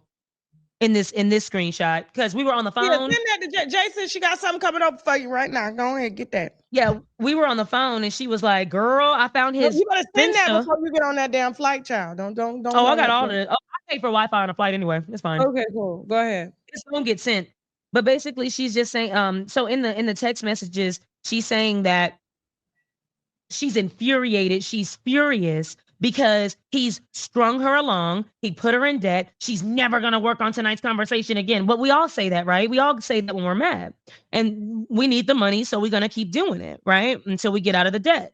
So Kitty is now saying that she was never financially abused. I have proof that she absolutely said she was financially abused. She's talking about canceling venues.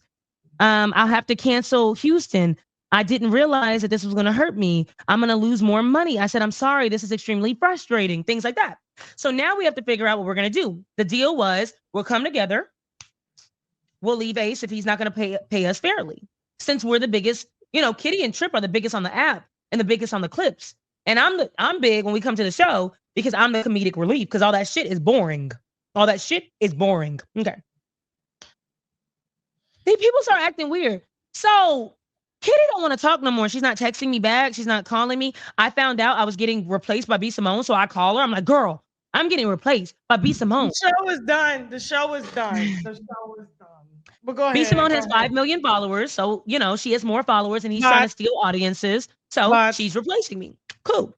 So I was like, girl. So she was like, oh, girl, let me call you back, and never call back. We talk all the time for hours. I just told you I'm being replaced. Why aren't you gonna call me back? So then people started, rumors started happening, like Keita's fired. I was like, fuck. I was like, well, I was gonna leave anyway if he wasn't gonna pay me fairly. So, all right. But I was like, you know what? I told Ace, I said, tell me to my face that I'm fired since you're telling everybody. And why am I fired? Why are you so mad? He's like, Keita, you're not fired? I never said that. I'm like, okay. Kitty's being weird. Kitty says her uncle dies. I send her an edible arrangement. She gets angry. Who said? I didn't know you had my address. I've been over your house. I picked you up from your house. What are you talking about? Oh, well, girl, I'm sorry. I just don't like when people have my address and stuff. Okay, Kitty. Something's going on. I don't know. I can't put my finger on it.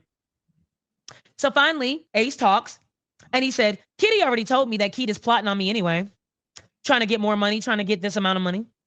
I said, she told. And that's the reason why he's acting weird. So I wanted him to tell me this whole thing happened because I wanted him to tell me to my face that I was fired, that he's letting me go. And he couldn't because he's an avoidant. So he doesn't like to have hard conversations. So he never could. He said, Monday, I'm going to get you the contract. Next Monday. And I said, Ace, you got until Wednesday to let me know if I'm going to get a contract or let me know if I'm fired. If not, I'm going to take it upon myself and I'm going to post my goodbye because you've used my audience for years. And now you're telling me that I'm kicked off and that's it? No. And I said, and you're not even going to give me a goodbye post so that my fans could at least know where to follow me? He said, I got footage of you for like, I got 2, 3, 4 years of footage of you. And he said, I'm not going to give you no goodbye post. I'm not doing it. He said, it's not a goodbye. It's just give me some more time. I said, no, I already gave you too much. So I wrote on my story, I said, a bitch that crossed me got 5 days to say sorry for what she did. All the times I bought you food, all the times I helped you out, all the times even working out with you so you can get in a better headspace so we can get this money and we can get through this. And you gonna tell this nigga that I'm plotting against him so that you can what? Get me out like you did Randy? Yes, of course. That's what she did. I have no grace for Kitty because Kitty wants to be a psychologist. She's going to school to be a psychologist, whatever. She already knows how to get into the mind of people. Kitty made it a point to hang out with me and my son because she knows how much or how important he is to me. We did movie nights. She bought matching Beetlejuice shirts so we can all do Beetlejuice movie nights. She made it a point to get close to me, only to tell this nigga that I was going to snake him so that I can get fired. Okay. So that she can have a job. Okay, you got it. Oh, I just seen an ad today. Hold on. It say, big news, y'all. Kitty is taking the stage. And you know what? She sure did. She sure did. She took it. So I would have more grace for Kitty. Yeah, she has a lot of abuse as well from her past. But I can't keep feeling bad for people that have been abused and just keep taking abuse and then that's it and being like, oh, they were abused. No. Did she try to shoot her ex? The ex came out. Oh, several exes. Apparently, Kitty's been all around Dallas just popping that pussy, throwing it out. Girl. Yeah. Apparently. No. Me and Kitty talk all the time. Kitty talk like this. Bitch, I'll beat a bitch ass. I'm from Pleasant Grove. I'll fuck a hoe up. That's how she talks. So that's that video that yes. Like, I'm eating these niggas ass, bitch. You want your ass? That was so her? Apparently, before giving relationship advice, she was a dominatrix and she talked about sex, but that wasn't paying. So she got help from another guy who I got an interview with. She got help from another guy to change her image. Well, that guy was really big on Kevin Samuels. What's the guy name? Roderick. His name's Roderick.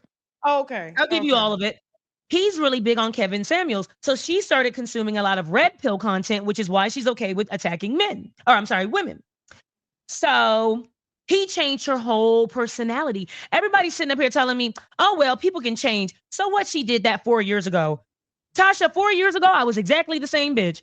Tasha, 10 years ago, I was exactly the same bitch. Now, did I grow and mature? Of course. But this animated, I've always been me. Can we get that clip? Because that clip really made me, y'all don't lick these niggas' ass. I love looking at all that. That's how she is. So she told me she used to fight a lot in Dallas, Come to find out, she did fight. She fought the women that were married and with the men she was fucking. Oh my God. Side bitch, all that. She cheated on her first husband. Because he got sick. He was in sports, but he got hurt. And so she tried to take care of him. So she resented him. So she cheated on him. So he left her. Gets with another guy, asks him to take on, if ever they get married, do you mind taking on or my husband's last name? Why would she do that? Let me tell you why. Because the image is, I got all these kids by one man.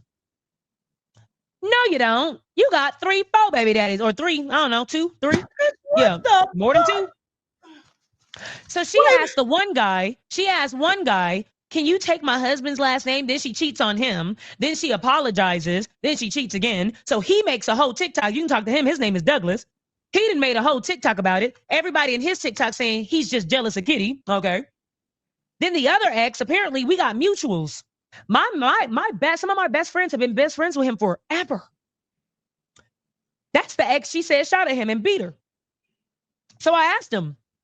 He said, Kitty found out that I was flirting with girls on my phone, started beating the shit out of me. I started putting my clothes on because she found out I was cheating on her while we were having sex because one of the girls butt dialed me and called.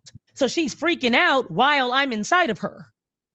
And I don't know what the fuck to do. She keeps telling me, call the bitch. But I didn't, right? That's him. So she gets off of him, I guess, releases his dick, gets off of him, gets dressed. He says she gets dressed so quick, he didn't even see what happened. And I can understand that because as a woman, you got me fucked up, right? You cheating on me, right? So he's about to get dressed. She's whooping his ass. Finally, she takes off. He doesn't know where she went. He gets his clothes on. He runs to the car because he's like, what the fuck? She's in the car. He gets in the car. He had just bought that big ass truck. It was a nice truck. He gets in the car. A gun went off. That didn't happen. He said she took the gun out. He got scared, left the car, ran down the street. She shot at him 3 times, didn't get hit. He thought he was hit. He banged at a neighbor's house. A small Italian lady opened the door. They waited for the police. The police got there, gave their account. Then the police offered to drive him back to his truck. He said when he pulled up, that truck was annihilated. Anything that could have went wrong, all the windows smashed, everything annihilated. So she got the truck towed back to his mama house. Kitty did this? And that's why she can't go to Toronto. Not because she's feeling sick. I thought she couldn't go to Canada because she feels sick. Nah, girl, you got to worry about that lawsuit. So that's a Kitty situation. I don't have any empathy for Kitty because she played that game well. And I believe that she is the same person as Ace, except a woman. And she has a trail. It's funny. She told me, Randy leaked my address, yet the girl that butt dialed that man says that Kitty stalked her, cyber stalked her, found out where she worked, found out where she lived. That's just crazy to me because my shit was all over the place too. I'm not saying Kitty leaked my address. I'm not saying Randy did. Randy says she didn't. Kitty says she didn't. I don't know who. But that's a lot that I had to go through. Drama, this, that, people leaking my personal information. They got the information from Ace. Ace had one of his side chicks call me 2 weeks ago to confront me about what I was doing. I said, where'd you get my number? She said, Ace, I got my employer giving out all my information to people that are set out to hurt me. So no, am I going to be quiet about any of this? No, I'm going to be public about this. I'm going to need Randy. Okay, I'm going to tell her to call you. And that nigga that Kitty. Oh, he left you, Roderick? Oh, yeah. You got it. You got it. He can't wait. He said he made Kitty. He said he turned her into what she is today. I don't know what that means. Who she shot at too. And I see he's in litigation, so he sent me the story, but he covered his voice because they're still trying to fight with this whole So he's suing her. Yeah, because of everything that he did. So he was like, well, I don't know how much I can say. So he sent me like videos where he's telling the story, but his voice is distorted because he doesn't want, he don't want all that. But he's in my comments, Tasha, clearing his name because people are like, well, what if his ex did beat her? You can't just say she didn't get abused. I tell you this, all my friends that have known this man for 10 plus years say he wouldn't hurt a fly. Looking at that man, I'm just saying. I'm not saying that he's not abusive. I'm just saying I believe him. You How about that? Dragged me on my own motherfucking show. And now I have to catch a plane. I was not ready. I appreciate you. Please. I'm sorry for all that. Wherever. Goddamn. Go ahead. Finish. Yep. So follow me everywhere. Keita Rose _ and y'all, I will be around and I will be okay, but I'm frazzled. So I do want to say that I am sorry that it all came out the way that it did, convoluted, animated, kind of looked like it was a joke. I was trying to make it funny because I'm still hurting. I'm still in pain. It just happened. So I didn't get time to heal. He's gonna have to answer to this. Like, this is a lot. Like, I know. And I'm glad I'm talking to you because I said I was going to do a 500 episode, Tasha. I can't do it. But now I've just told you. So hopefully you posted because I can't. I'm sure this is going to do what it's going to do. It's going to do what it's going to do. So we'll get it out real fast on YouTube. And thank you. You're welcome. Thank you. I appreciate you. And I hope that everything is on the up and up, and just start small next time. Just start small. I'm going to start small. I'm starting over, but that's okay. That's okay. Okay. All right. Goddamn. Thank you, Tasha. All right, Keita. Jesus Christ.